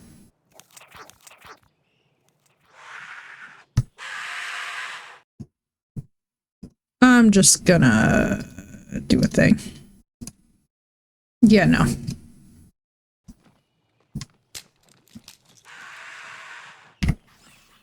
Nope. Nope, nope, nope.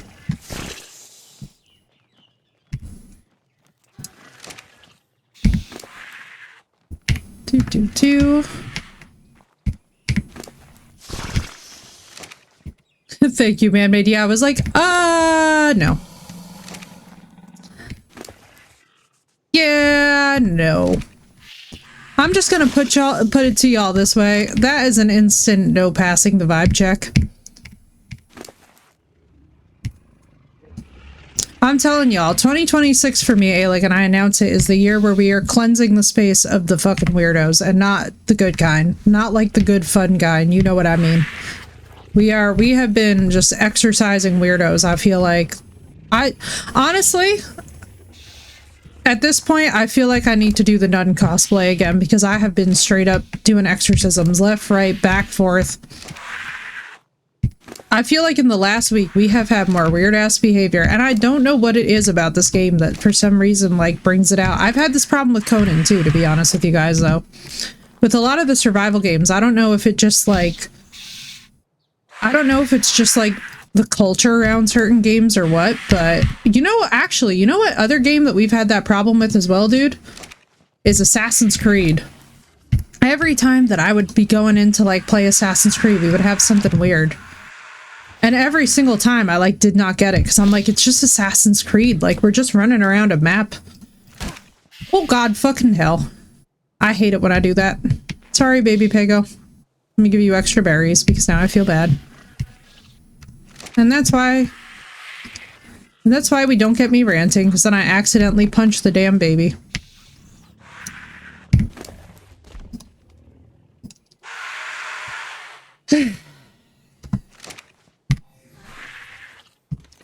We're gonna have to troll Blue about this too, man-made, because it's always whenever she's not here. Back to work I go. Have a good rest of your day at work, dude.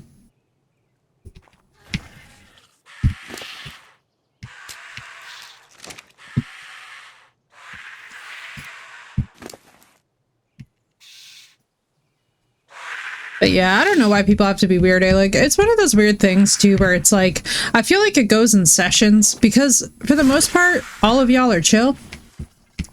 Why, thank you, bandmate. I'm sure it will be. Wait till most of us leave or lurk. Well, that's the thing too, Phoenix, and like that's why it's so cute, because I always love it. Whenever I feel like somebody's warming up to be weird, I gotta tell you guys that as an intuitive and a streamer, like especially somebody who's an occultist as a streamer, you definitely kind of get a 411 before something happens, where you're just like, that doesn't feel right. And then all of a sudden it goes off the rails and you're like, there it is, it didn't go right.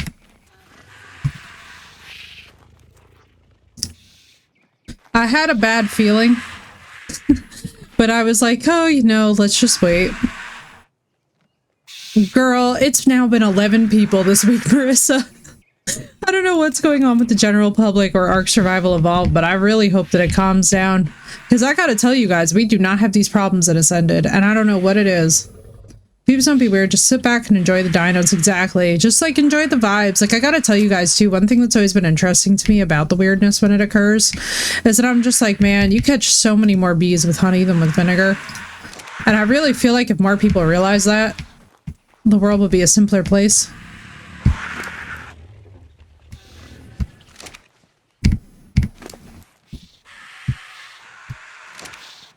It's just like, it's the immediate telling on themselves that gets me every single time, Marissa. It's like one of those things where I'm just like, you know the old don't be suspicious, don't be suspicious. Marissa, could you? I would actually love that with all of my heart and chest, and I fully clear you guys to just do shit like that. You're perfectly welcome to do that. I am not going to be mad at you guys if you do that. I'm here to tell you guys that that is perfectly fine.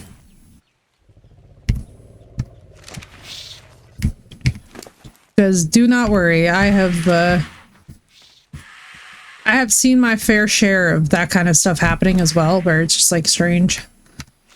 Yeah, dude, most of y'all are always chill. And then what I find that's really interesting is that every now and then I feel like there's always like that one time where something pops off, you know? Common ground aspects of community is what I'm here for. Hell yeah, Patriot. Why, thank you. And Dawes, thank you for the 20 stream streak. Let's go. Yes, please, Phoenix. I give y'all complete permission.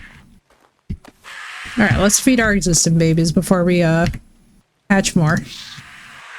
Man, not a single blessed mutation on this group. We are gonna have some security, let me tell you guys. Awaken, champion of Ash. Yes, it is. I am perfectly comfortable. I will tell you all this much too. I am perfectly comfortable with my mods being like attack dogs. Like, let me put it to you this way. I have got no freaking problem with that. And honestly, there have been moments where I was like, we could use more of it. I'm here to watch the great Effie try not to die. Why, thank you, Bun Bun. We're trying our best. We're working on it. Back to a streak. Let's hope this time. Hope I keep it. Thank you for the 3 stream streak, Phoenix. And no, that was no fault of yours. Actually, Phoenix, we had a situation in chat this past week that was so bad that I actually had to rip stream early because it was getting fucking crazy. We had somebody come in here and post a YouTube link, and I can't even, so like, there's very few times that I can tell you guys that I have like fully crashed out on stream. But like, we had a YouTube link posted in chat and I was just sitting there and I'm like, why? Why? Just why? Like, why?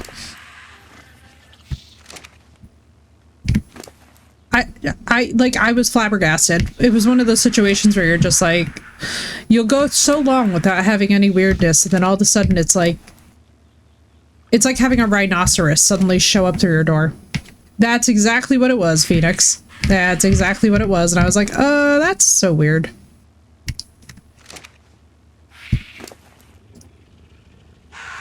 It was one of those things where it was like, and instant hammer. But yeah, I just completely was like, I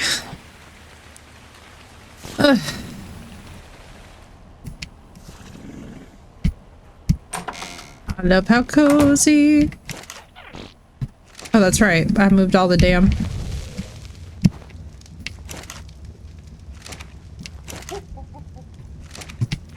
Yeah, whatever. This one should be enough, hopefully. It'd be so nice if you two decided to be mutated babies. And in region 1.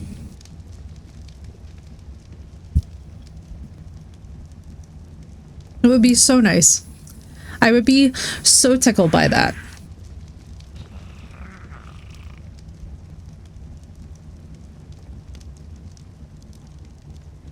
I honestly think so, Phoenix. I think a lot of trolls really expect like the streamer to crash out. The thing is with me is that instead of crashing out, I just rip the cord. You know what I mean? I'm just one of those people where I'm like, nope. Nope. And I just completely disengage. Like, I'm like that a lot too. Like, if you guys were to ever see how I behave, like when embarrassing stuff happens in public, I'm one of those people where like, I'm not gonna like be the fucking weirdo. I will literally just take myself out of the situation. I'm like, no. Like, I'm not gonna be out here getting angry on the internet unless it's truly a cause that deserves.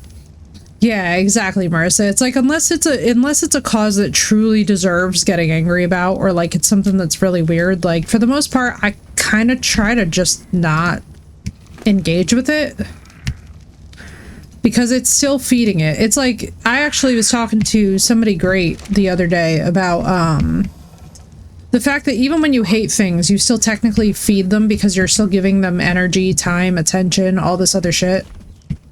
Oh my god, they're little footsteps. PEGO footsteps are a perfect thing.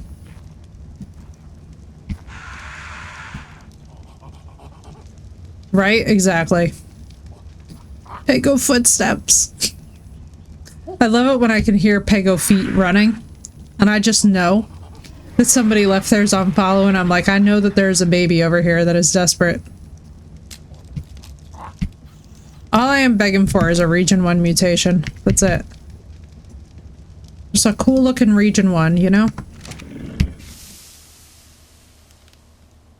Alright, come along, small children.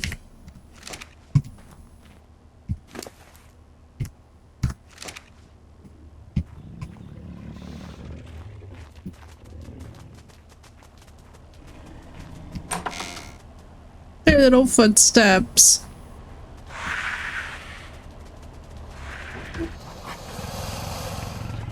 It's so cute, the little sounds.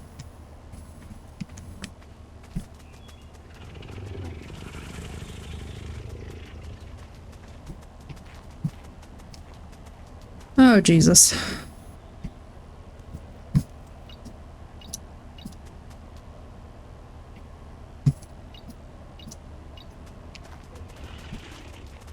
Good Lord, are they cute. They might not be mutated, but they are precious. And the levels are actually decent. That's the funny thing about these guys, is that I'm just like, man.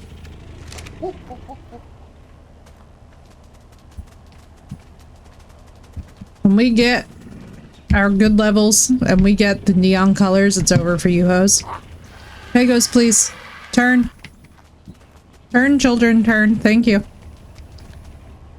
Now, we're gonna do this together and slowly. There we go. Out the door. Oh, look, a gold drop. Hang on.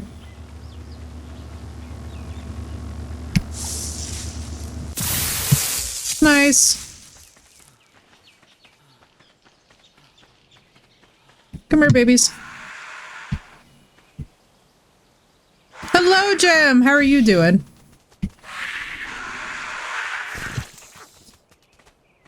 How's you? How's you? Farm babies sound like full-grown Bronto when they walk. I know. And then there's the Pegos. Then there's my little baby Pegos. Alright, so what are we up to? What was my last count on the fighters? I want to say it was like fighter 20, 21. Or 21, 22, 23. Alright, so we're up to fighter 24. Hey, enjoy, enjoy. I hope it's a great time, dude. Ooh, jealous. You're reminding me I gotta get lunch soon. I gotta remember to eat today. All the mods are happy because I have just remembered that food exists. Fighter 25. Dun da da da da da da da da da.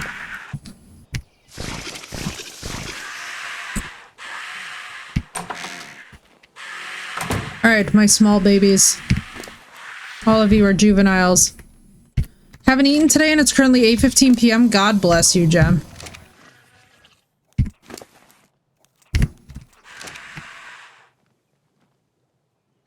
So these babies have green paws, which is very adorable and I highly recommend.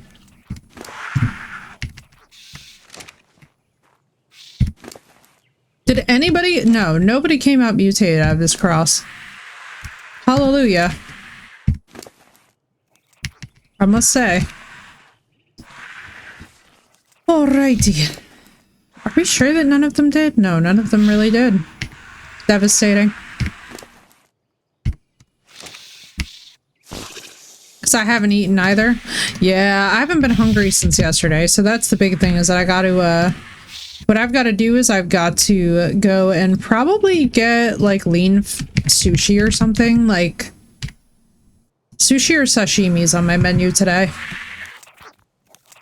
Mainly because that's the safest thing that I can eat that will, like, keep me fueled into the night tonight. But what I'll do is in a little bit we're gonna break, I'm gonna get lunch, let these guys grow up.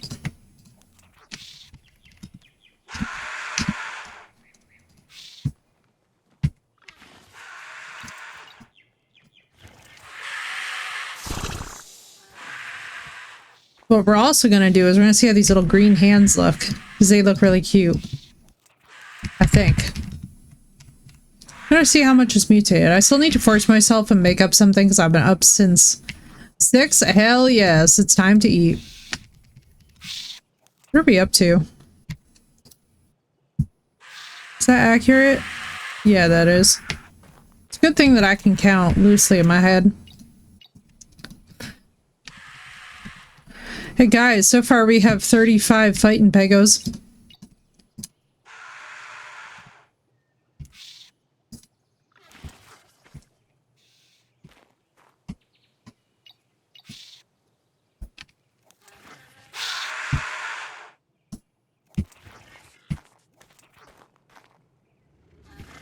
Dun, dun, dun, dun, dun, dun, dun, dun, dun, dun.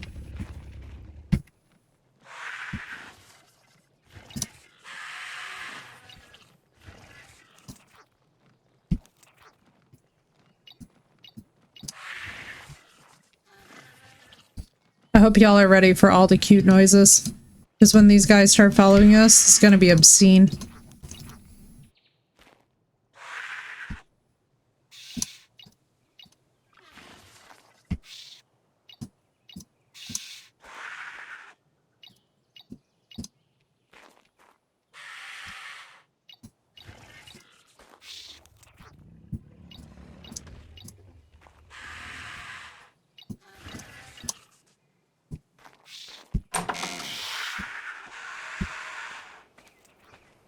No, I didn't ask any of them to follow me. I was like, why is nobody following me? And I'm like, well, it would have helped if I had asked.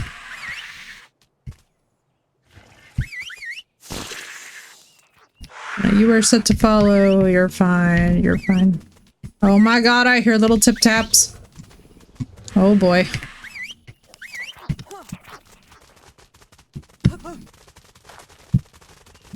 Oh my god, they're so perfect.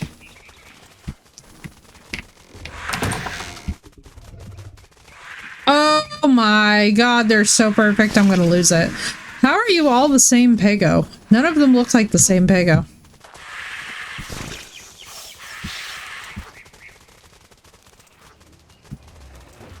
It's so cute. It's so cute. You can't tell me this isn't adorable. Come on.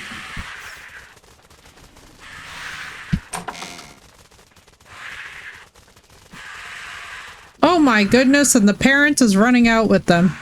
Hang on.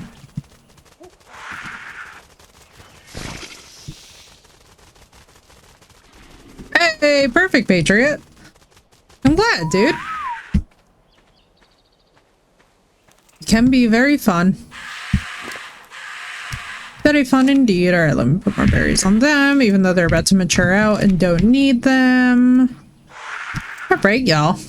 Well, we have bred up so far 35 fighting PEGOs. I think I owe Blue an explanation when she gets in, because she's just gonna look around and be like, what in the name of sweet Jesus happened here? But I think at this lovely 3:19 p.m. I should probably get myself some lunch. What do you guys think? Because I mean, like, green paws, these guys look cute. How close are they to being cooked up? Alright, let's see you.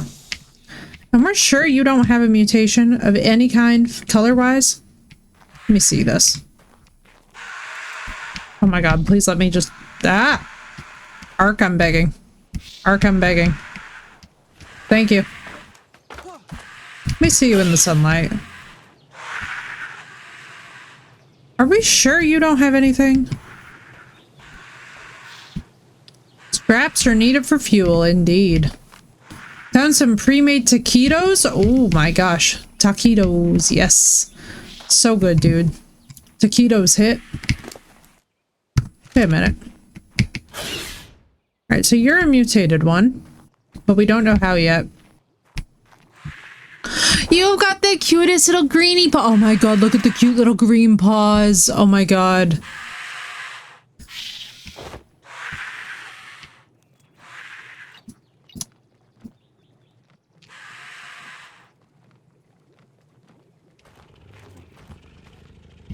It's really cute.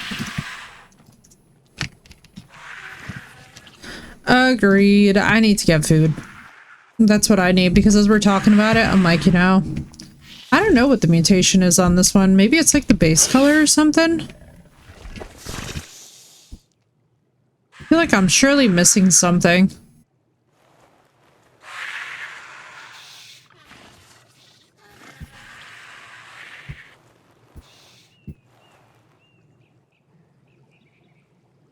Hello. Maybe it's just mutated in a very, like, blah way. I don't know. I don't know.